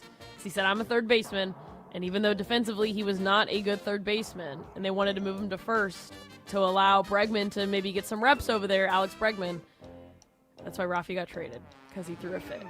May I tell you a story about a guy who played Major League Baseball this year to relative success, who I worked with in 2022? Permission? Yeah. So, and it's not that hard to deduce who this is. You can get there pretty easily. 2022, I'm working on Cape Cod with a baseball player who's in the outfield for the Hyannis Harbor Hawks. One of the worst outfielders that was in the league. Like, just looked lost in center field. But his college coach, Tony Vitello, wanted to see him play a little outfield, get him in the field, get his legs loose going into the next Tennessee season. Well, one day, guy shows up on Cape, 3 weeks into the season. By the way, summer league's short enough, you become pretty quick friends. You have to, fast. He shows up, first thing he asks the coach, high-profile player. Hey, yo, Skip, I got a question in front of God and everybody, whole team. Hey, yo, Skip, I got a question. I hit my home runs. Can I bat flip? Oh. Well, hello. Skipper says, Eric Beatty says, you know what? If you hit a home run, you do whatever you want, but respect the game of baseball. And that's how he leaves it the full team. Good response to the manager. Let's move on. A few weeks later, this guy is pretty upset he's only playing center field and not second base. He's going to be a second baseman at Tennessee next season, and so he needs to be playing second base for this team or he will leave. He's got plenty of opportunities to go elsewhere. Coach says, all right, stand right there. Let's get Tony Vitello on the phone and see what he thinks. Calls Vitello, speakerphone, kid standing next to him. Hey, Tony, I got your boy, insert name here. Says he wants to play second base at Tennessee next year. He's already got a starting spot locked down. Says you're going to play him there. I need to play him there. Should I play him there? Vitello, pretty easily, pretty simply. Hey, yo, get your ass back in center field. Click. Awesome. Awesome. He did play Major League Baseball this season. He is, at last count, controversially not playing Major League Baseball today. Again, it's not the hardest one to put together. You can let your mind wander. Part of our idiots of the day. Here you go, Michael K. Oh, there you go. I spoke of a rumor yesterday on TMKS that Anthony Volpe would not play second base in the minors. Sounded unlike him. God, Michael. So I checked further today, and there is absolutely no truth to it whatsoever. He never refused to work at second. We'll speak more. 1 p.m. ESPN New York. So this is Michael K. we're blaming this on, right? Yeah, it just sounds like somebody was like, hey, you do that again, you're fired. He's like, yeah, you're right. That's on me. Hand up. Nobody ever said that. Nobody ever said, I made it up. That's what that kind of gives the vibe of. It is interesting that Michael K., with the rapport that he has, with the name that he has, would go as far as to go on a podcast and be like, I've heard, and I don't know, but I think it's true. And it'd be like, everything I know about Anthony Volpe, this never sounded right. It must be a mistake. It is just a rumor. It's been denied, squashed. All right, Michael K., thank you. Idiot of the day. I don't know. I think the idiot of the day on this one might go to all of us who cannot predict the future, myself included. Because one man has been, always will be, correct. The prices of oil are dropping like a rock. Now they'll be up a little bit, and this will end very quickly. We have an oil glut right now because we got all those boats out of the strait, and it's going to drop, and I've predicted everything. I've been right about everything, and I have been for a long time. That's how I got to be president 3 times. That's how I won 3 elections. I did very well in the second one, won it. It was a rigged election. But I've been right, and oil's coming down. Now, that's how I got to be president 3 times. Come on, guys. I was unaware. There is a, did you see in Philly, there's now a Freedom gas station? I saw the Freedom gas station. What's all that about? It's a government-owned gas station. Is the gas free? No. Oh. No, it's supposed to be cheaper. It's like $3.47. Yeah, it's supposed to be cheaper, but it's government-owned, so they control the market there, which is... Is there... Right. Sherman Antitrust Act. Sherman Antitrust Act. Watch it. Fortune cookies. Crushed. Fortune cookies are crushed. No more People's Islamic Republic of Japan. No more. Done. He sounded kind of sad, too. Let me check on him, make sure he's okay. He sounded a little sad here. No. I don't know. I don't know. Idiot of the day. The Big 12 Conference? Chris Cartman tweets, the Big 12 announced a multi-year entitlement partnership with Monster Energy, where they reported $20 million annually that will brand its sports as Monster Energy Big 12 football and Monster Energy Big 12 basketball. It will include patches on jerseys and playing surfaces. I've learned, so this is not as bad as it was, still not great, but they will integrate the Monster logo with the Big 12 logo on the jerseys, so it will not inhibit other patches. That part's good. Also, Monster will put Big 12 logos and ads on its cans in 150 nations. Oh, Give or man. take a few. Right. Oh, my gosh. The Ivory Coast, get ready to learn Baylor football. Where is der Monster can? Like, that's somebody, you think they're going to be Big 12 fans now? Oh, the Kansas State Wildcats? Like, that's how that's going to work. I mean, I guess it's cool that your Big 12 logo gets you on Monster cans across the world. I don't know if that's going to help you at all. This is it's part of the string for Brett Yormark, the conference commissioner. Remember the glass floor at the basketball arena? Oh, They had God. to tear up the LED floor. He wanted to play in Mexico City, and then he was like, that's probably a little, everyone in Mexico City was like, what the hell? we ain't need none of that down here, boss. We're good. You keep that up there. No glass floors for us. He showed the Big 12 championship game on TVs in Times Square, also wild, and had Nelly perform the halftime show at the Big 12 title game. It's a little hot. It's a little bit of hot. Sometimes when I have a little bit too much to drink, I start coming up with these great ideas. Like, why has nobody done this? Why has nobody solved, like, this, some physics equation? That's what I, am thinking about. That's kind of what I'm getting the vibe here. You know what I mean? Like, let's just do the most outlandish thing. Something's got to work. When I worked in Waco, I was in radio in Waco, they announced that Nelly was doing the halftime show. And at that point in time, I had a kind of a senile co-host. It's not senile. It's funny. He would find that funny. And we're live on the air, and he's like, this breaking news report. It's like, where's this one going, huh? Is Big 12 Conference is going to have Nelly at the halftime show. Yeah, they are. Innovation that excites. Who is this Nelly guy? And I didn't really know how to explain Nelly at the time. I didn't really have it. Just a little bit of hot. Take off your clothes. You what? Well, not like that. It's going to be interesting when someone in Amsterdam opens up their sugar-free strawberry monster. Das ist not Kansas Jayhawks. Maybe it works, Brett Yormark. Maybe it works. Dead today are idiots of the day. Idiot of the day, Cody Campbell. Oh, Brett Yormark, Texas Tech executives, recently met at a Fort Worth steakhouse. Yeah. Yo, come on, brother.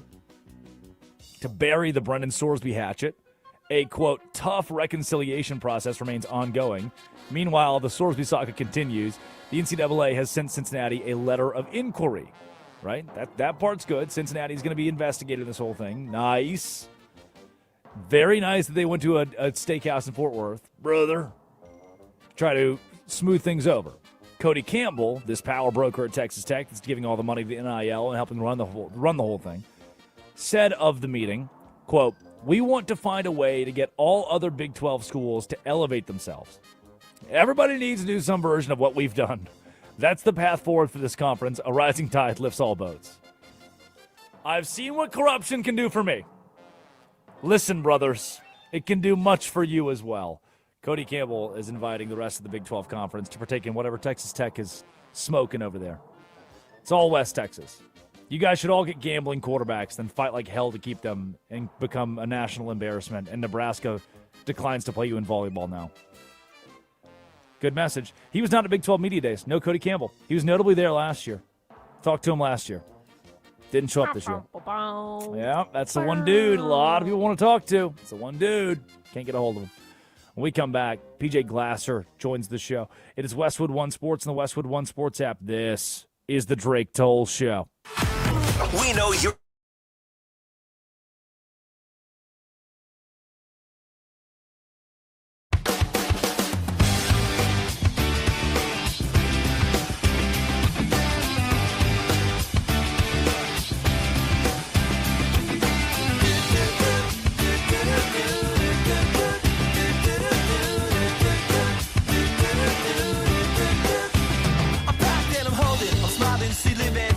She lives for me, says she lives for me, ovation. Who will motivation? She comes round and she goes down on me. And I make you smile like a drug for you.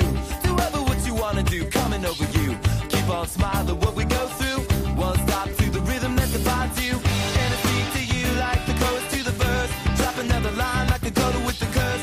Coming like a freak show takes the stage. We give them the game, she plays. She say, I want something else to get me through this semi-time kind of life. Baby, baby, I want something else. I'm not listening when you say goodbye.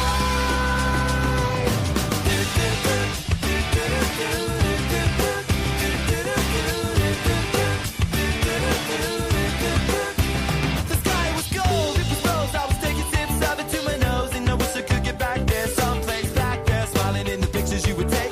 To a crystal meth, I'll lift you up until you break. It won't stop. I won't come down and keep stop with the tick-tock rhythm. I bumped for the drop and then I bumped up. I took the hit that I was given, then I bumped again, then I bumped again. I said, how do I get back there to the place where I fell asleep inside you? How do I get myself back to the place where we said, I want something else to get me through this semi-time kind of life.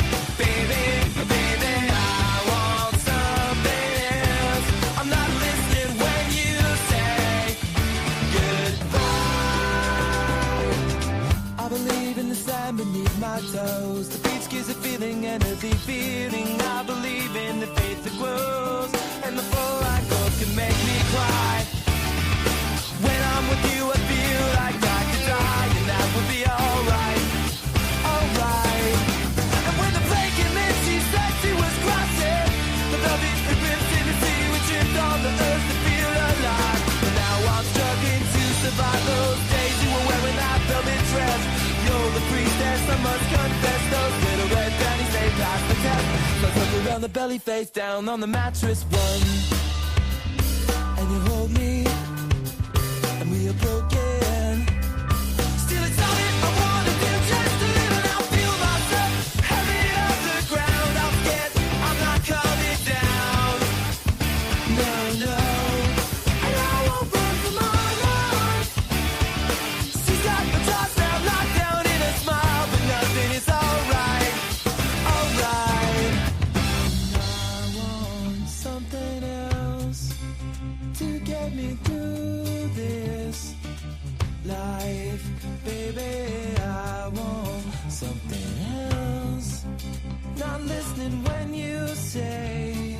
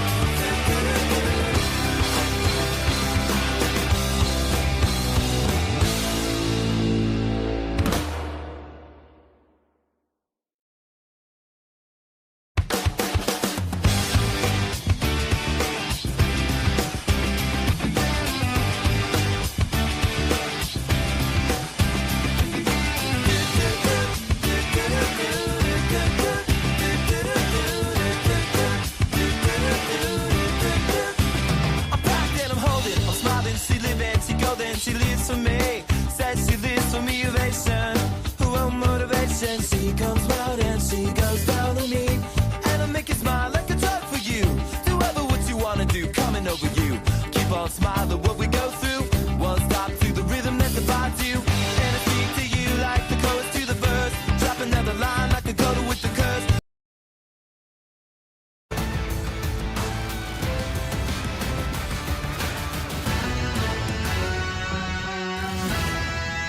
Drums keep pounding a rhythm to the brain. It is the Drake Toll Show. Westwood One Sports and the Westwood One Sports app. Drake Toll with you from the Savannah Bananas organization, Locked On Big 12. PJ Glasser joins the program from Game Day Garage and Your Betting News. PJ, good morning. Thanks for being up early with us. And let's start as blunt as we can get it. Is soccer dead in the United States of America, or was it never really alive? I don't think it was ever really alive, Drake, to be honest with you. I think we do the same song and dance every 4 years where the World Cup is the greatest event that we have in sports. Truly, the entire globe gets into it. And the fact that, you know, we had so many games on American soil, people were able to go to these games, experience these matches. We had all these countries invading all of our cities. I think it was just awesome to be a part of, and people got swept up in it. The fact that the U.S. was looking really good through group stage didn't hurt either.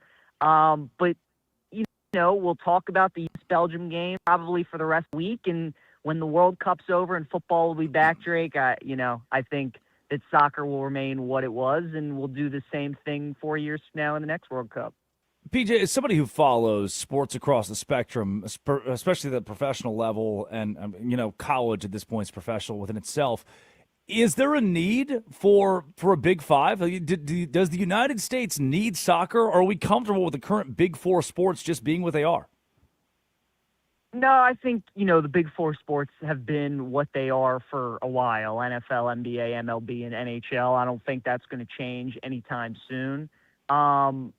But, soccer, I definitely think is growing. I think we made some progress in this year's World Cup. I think people will get more invested. But the truth is, the MLS is just nowhere near what those other four are, right? Those other four are the top professional leagues, whereas you have the English Premier League over in Europe. You have La Liga in Spain. You have Serie A in Italy. Like, the MLS just is nowhere near some of the top other leagues. So I think that's really what kind of hurts the sport and why it'll never be towards those top four, because the other four are that's the top destination. That's the top professional league, where the MLS just is simply not compared to those others.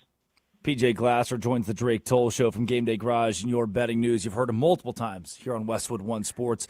PJ, in the world of soccer with 8 teams left, and I've loved following Erling Haaland. He's undeniable. He's just a great player to watch. Harry Kane's still Harry Kane. Like, England is a formidable team. Lionel Messi still in this thing. France today against Morocco, Kylian Mbappe. What are the storylines that can dominate the World Cup enough to still get the United States to pay attention? I think it's got to be England, right? They're very much drawing comparison to the Knicks right now, kind of this big brand in the sport. They haven't won the World Cup since the 60s. It's been 50-plus years, just like the Knicks, and maybe they just have this magical ride going, Drake. That Mexico-England game in the round of 16, that was one of the best soccer matches I had ever seen. Azteca is an unbelievable venue. You had red cards flying. You had penalty kicks. You had glorious goals, unbelievable saves. That game was everything. And I think after winning a game like that, and maybe the way that the path is setting up for them, they're favored against Norway. Argentina, even though they have Messi, they haven't been as great as maybe we thought. They've certainly been fortunate to survive these last 2 games. I think if England's able to make a run with, all the British people we have in this country and people knowing Harry Kane and watching this team, I think that's probably the best storyline. Certainly Messi winning another, going back-to-back, that would definitely be up there too. So I would say those are the top 2, Drake. If England and Argentina meet in the semis, the winner of that game, I think it would probably keep people invested the longest. PJ, let's take you to basketball, where the offseason's been incredible, and to the point where there really are no deep, nitty-gritty storylines to hit on. It's been LeBron James and a myriad of blockbuster trades alongside that name at the top of the NBA. If you're sitting right now thinking NBA title next year, best value, teams to get in on now, who do you still buy the Knicks? Do you go back to back? Do the Knicks defend it with another title? I don't think so. I mean, they certainly could. They're the big favorite in the East, and I think a lot of people are going to expect them to make the finals once again and represent the Eastern Conference. If you use the word value, though, I think the team that I would use is probably Indiana, to be honest with you, Drake, because they have Halliburton coming back. Yep. I've just always felt like the Pacers are the toughest matchup for New York. And if you're looking for value, if you're looking for longer shots, if you're looking for teams to beat the favorites, you got to look for teams that give the top teams the most trouble. And I think Indiana gives the Knicks the most trouble. The Knicks built their team to beat Boston, and they were successful in doing that. And we saw the Celtics kind of blow it up just a little bit by letting Jaylen Brown go. They just swept Philadelphia. So even though they added Jaylen Brown, and who knows, maybe they add LeBron too, I still think the Knicks probably win that series. But the Pacers are the team, Drake, with the way that they play, full court press, nonstop running up and down, three-point shooting. That's the kind of team I think that gives the Knicks the biggest fits. And we did see him a couple years ago take OKC to the brink in that Game 7. If Halliburton doesn't get hurt, who knows what happens. I think probably that would be the team. If you're looking outside the favorites that I would buy into, would be Indiana. PJ, another decision on the way for LeBron James. If you had to put money on one team, on one organization that will win that sweepstakes, who is it? I mean, right now, from all the reports, everything I'm reading, everything I'm watching, it definitely feels like Cleveland is the front runner. It looks like he's been spending time in Akron, hanging with friends, hanging with family. He's been running into people that have been taking selfies with him. I think Cleveland's probably the team, Drake, which I didn't think at the beginning of all this. I kind of thought he closed the chapter on all that. You know, he comes into the league, he's with Cleveland, has all the success, can't get over the top, goes to Miami, treats those 4 years as kind of his college years. Then he's more mature, goes back to Cleveland, and he delivers. He wins the ring. And I thought that was it. But you know what? You can't blame the guy, obviously, for going back to where it all started. He grew up there. He wants to finish it there if that's what he ends up doing. So I think it is Cleveland. But it seems like, Philly, now that they traded for Jaylen Brown, he's seriously considering that. That'd be a heck of a starting five if LeBron joins that team. So I think Philly, they still have some shot, but at the end of the day, I do think it ends up being Cleveland. PJ Glasser joins the Drake Toll Show. Last couple I got for you here, PJ. Major League Baseball, as we hit the All-Star break, we gear up for it, and then the back half of the MLB season, which we're already well past the halfway point. Some of these surprise names, like the Chicago White Sox or the Miami Marlins, who can we buy into to keep the magic going and make, if not a playoff run, at least make the postseason? You just said them, the Miami Marlins. I love this team. I liked them last year when they kind of exceeded expectations and they were better than people thought, and they played really well in the second half. They've been the hottest team in baseball in June. And because they're the Marlins, they're never on national TV. They don't spend a lot of money. Nobody really knows a lot of their players. You just kind of look at the Marlins and you don't see them as a threat. But they got one of the best hitters in the sport, Nato Lopez. Max Meyer's been terrific for them. I do like that Marlins team. It's going to be tough, obviously, in the NL because you're going to have to go through the Dodgers, and we all know that. But I think the Marlins are a team right now that currently is in the playoff picture. I think they stay there, and they're going to be a tough out. The American League, good luck trying to figure out that conference. I mean, it's been Tampa and New York all season. The Yankees are starting to go through their June swoon. The injuries are piling up. They've been struggling. I still think they'll be okay and make the playoffs. Tampa has been my team from the beginning. The pitching's great. They have the formula to win in the postseason because they don't strike out. They hit home runs. They manufacture runs. They steal bases. The pitching, the defense, their manager, all very good. So I'm going chalk in the AL. I do like Tampa. But yeah, the Miami Marlins would be the team I'd watch out for in the NL. Yeah, PJ, appreciate your time. Last thing I do have for you as we get closer to the Major League All-Star break, is it still just the Dodgers and unequivocally everybody else far behind? I think so. I mean, they're such a machine, man. They're loaded. Their pitching staff is great. Ohtani's been pitching for them, as we know, this season. He's been terrific to go along with Yamamoto. And their lineup is great. And the thing about the Dodgers, Drake, is not only is the roster that we're seeing right now so good, they have one of the best farm systems in baseball. And they're usually aggressive at the deadline, and they go out and they get another reliever. They get another bat. Maybe they get another starting pitcher. And they can do that. So many of these top teams, they don't have those resources in the farm system that the Dodgers do, which just, it makes them so scary because we all see the talent. We see the team that they have on the field, but they're going to add to it at the deadline. And because of their farm system, they can go and get a really good player. PJ, what's the best way for our folks to follow you? I'll be on You Better You Bet tomorrow, Drake, right here on Westwood One, following you. So check that out from 9 to noon. I'll be doing some shows on BetMGM Game Day over the weekend as well. And then, as you mentioned, Game Day Garage. I know you're excited. We got college football upcoming, so we're going to start previewing the season here coming up next week. You can follow Game Day Garage on all the socials, YouTube, Twitch, and Twitter. PJ, thank you for your time. Pleasure being with you again. Anytime, Drake. Thanks for having me. That is PJ Glasser. When we come back, let's talk even more in depth.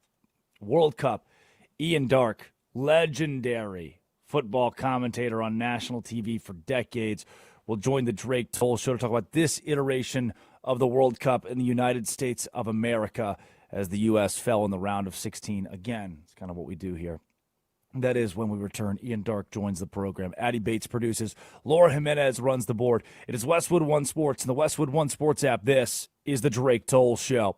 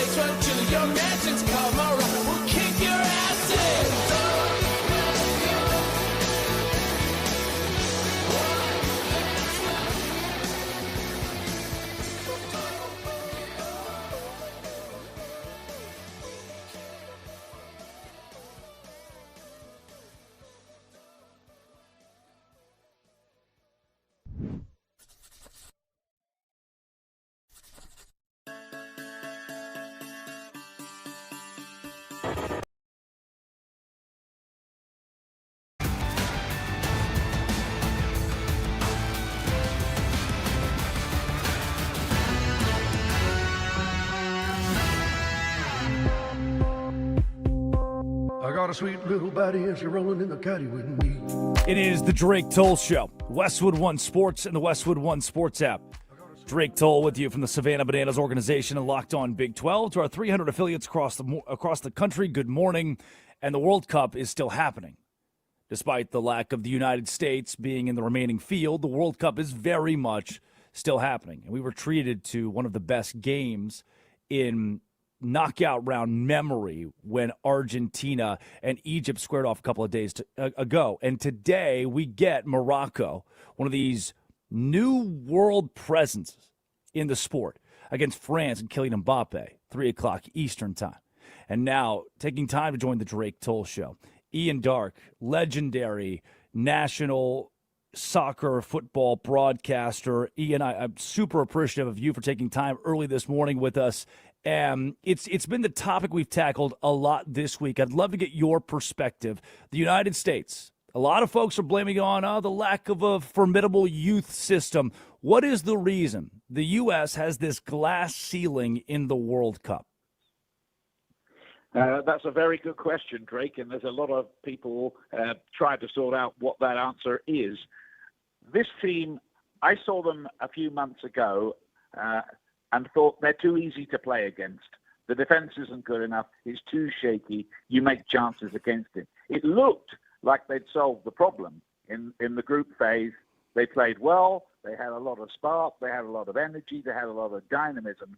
But I'm sorry to say, when it came to it against Belgium, who are a decent level European side who they were playing against, they conceded 5 against them a few months ago, and they turned in a terrible performance, really. The defence just looked half asleep, really. It was off the pace, off the beat, and they paid the penalty for that. The bigger question you ask there is, can they ever make that step forward where they can mix it with the elite teams in the world? I think that's a long, long story, really, about producing more players, and they've got to get more kids in the United States being able to play the game affordably, because I think they're probably missing out on a lot of talent. There must be some really talented kids. This is a big, big country, a lot of cities, and a lot of the kids are into soccer, but are enough of them playing the game regularly is the system that takes them from very talented boys through to being top pros. Is that right in the USA? That's the bigger, deeper question. Yeah, your 14-year-old in New Jersey is spending between $10,000 and $20,000 to play soccer at a competitive level in the United States, whereas in a nation such as Germany, they are being compensated, sponsored, are being in the fold of sophisticated soccer organizations. And that's not happening here, leading to, again, this perceived glass ceiling. And Ian, as you look at nations like Morocco, it's one of my favorite stories out of both the last World Cup and this World Cup, and today's match against France. One of those a lot of people are like, okay, we're the United States. If Norway can do it, if Morocco can do it, how can we not do it? For Morocco, their jump onto the scene, can it be defined by a historic win against France today? I think they've already made their statement, Drake. I really do. 4 years ago, they were terrific to get to the semifinals. First African team to have done that, and they're showing up very well again here. This is a slick team. I think you saw it in their first game against Brazil, and they're going to give France some problems today, but their problem is, and the problem of any team facing France, is they're scoring 3 goals every match because they've got so much firepower. If Mbappe doesn't get you, Dembele will. He got a hat-trick in one of the games, or Elise will, or Doué will. It's such a talented side. So I think that's the problem for Morocco. They're going to score, I think, in the game, but can they keep France out? Nobody has yet. The Erling Haaland, just that name, the feeling that comes with the name as he continues to build on what is already this mysterious, legendary young career. What does a player like that, for a nation like Norway, mean to this sport internationally? Well, he's just a phenomenon. He really is. He goes down as one of the great goal scorers of all time, and you're talking about some big names in that conversation. What is it? 7 goals in 4 matches so far. He's averaging nearly 2 a game. And, the Brazilian media, I covered that game the other day in New York, New Jersey, and the Brazilian media were worried that Haaland would destroy their World Cup. They would dominate the game, but he would destroy their World Cup. Well, they didn't dominate the game, and Haaland did destroy their World Cup because his conversion rate is just off the charts. Give him a chance, the ball's going to be in the back of the net. It only happened a couple of times in the game.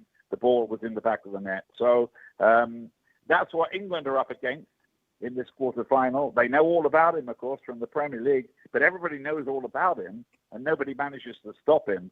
So that is a big issue for England, how they go about that, whether they can cut off the supply lines in that game and then make their own weaponry count in the match. I think they probably can. I would make England slight favourites to win that game, but Norway are a very good side. Ian Dark of ESPN joining the Drake Toll Show on Westwood One Sports and the Westwood One Sports app. Ian, last couple things I got for you, and again, appreciate you being up early with us. The Argentinian national team has not shown the dominance, the prowess that I expected in this World Cup and in this knockout stage, yet here they are still alive, and Lionel Messi still making headlines. Are they the favorite in your mind the rest of the way? I don't know if they're the favorite, but they're certainly among the favorites because they keep finding a way to win. It's become a little bit of a cliche, but it's true.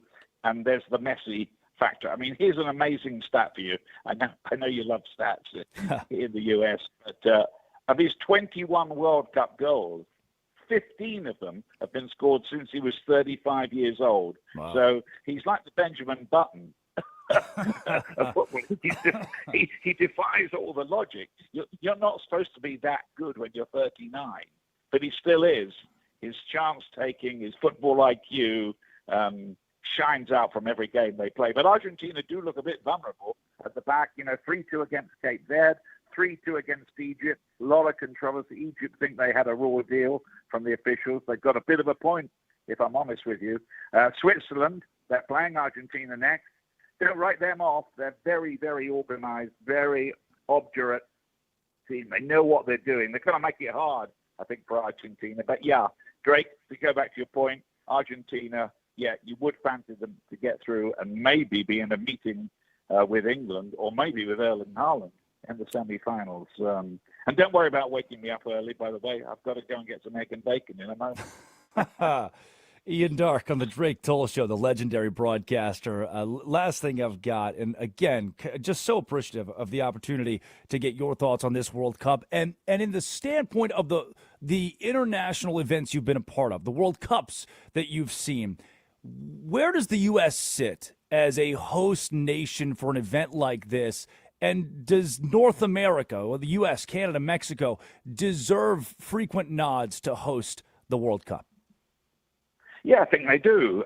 And I'm not just saying that because we're here and I'm talking on an American radio show. Not at all. I mean, the attendances, even back in 1994, were the biggest there's ever been at the World Cup. And again, here, despite the row about the ticket prices and people wondering whether the nation would get into the soccer, there's absolutely no question. Every bar I've seen, the games are on. People, I went the other day, and to have my lunch, and sitting next to me at the next table were a bunch of office workers. They worked in a bank or somewhere, or I don't know. They were talking about who was going to win Group G. I'm thinking, this is crazy. Wow. This never happened back in 1994. So there's been a crossover, I think. You talk about the USA going out and the problems we talked about with the kids not getting the right pathway through to play the game. But I think that there's been something extraordinary has happened in the last few weeks. And I think you'd like to think that thousands and thousands of kids are now inspired to go and play the game. It's just making sure they can afford to do it somehow. Of course. Ian, what is next for you the rest of this World Cup before we let you go?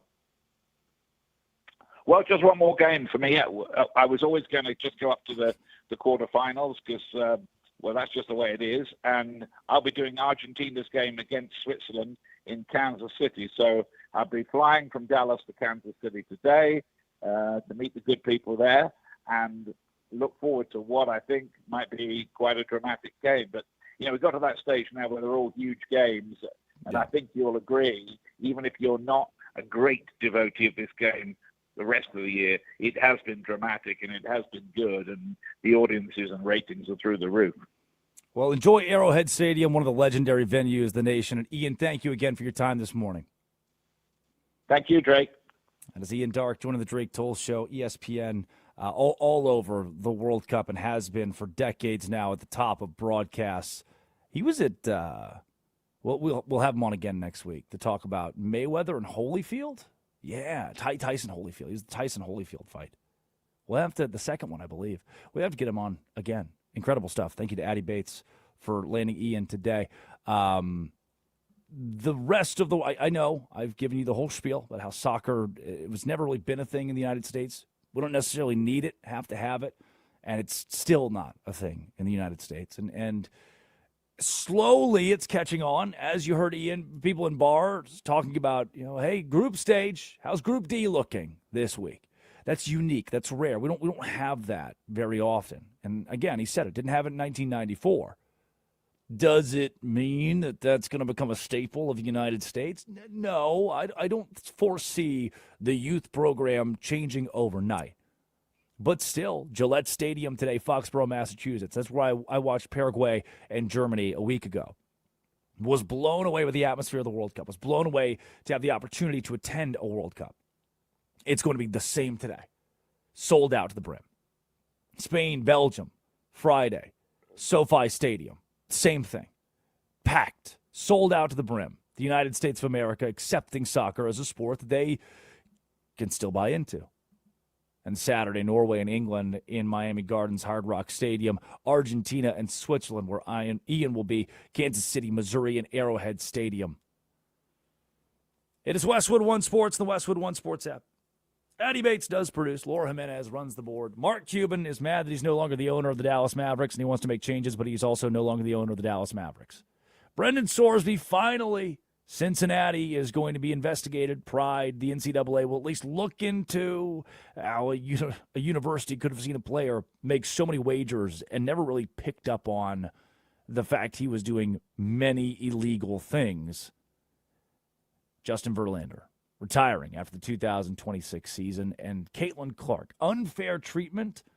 Well, 11 legislators are prying the WNBA on why she is being attacked and without reprimand for those attacking her. It's Thursday. It's time for Are You Smarter Than Drake Toll? Addie Bates, Laura Jimenez. Laura, are you ready? No, but go ahead. Drake, are you alive? Only nominally. I am still sick. I still have COVID. I have long COVID. We got a good one for you today. Laura, what's the first category? Movies. Movies! Ooh. Which actor plays Private Ryan in Saving Private Ryan? Matt Damon. Matt Damon. Yes, that is correct. Tom Hanks. Wow. Well, no. All right. What's the next category? Saving Ryan's Privates, Curtis Poindexter. Oh, no. That's an actual thing, History. Drake. That's a thing? Yes. History. History. What state saw the start of the American Revolution? Oh, Massachusetts. Lexington and Concord. Yeah. Wow, Drake Toll. Don't wow We're tied me. up at 1-1. Don't wow me. It's Lexington and Concord. Because one if by land, two if by sea. Here came the British. There goes Paul Revere.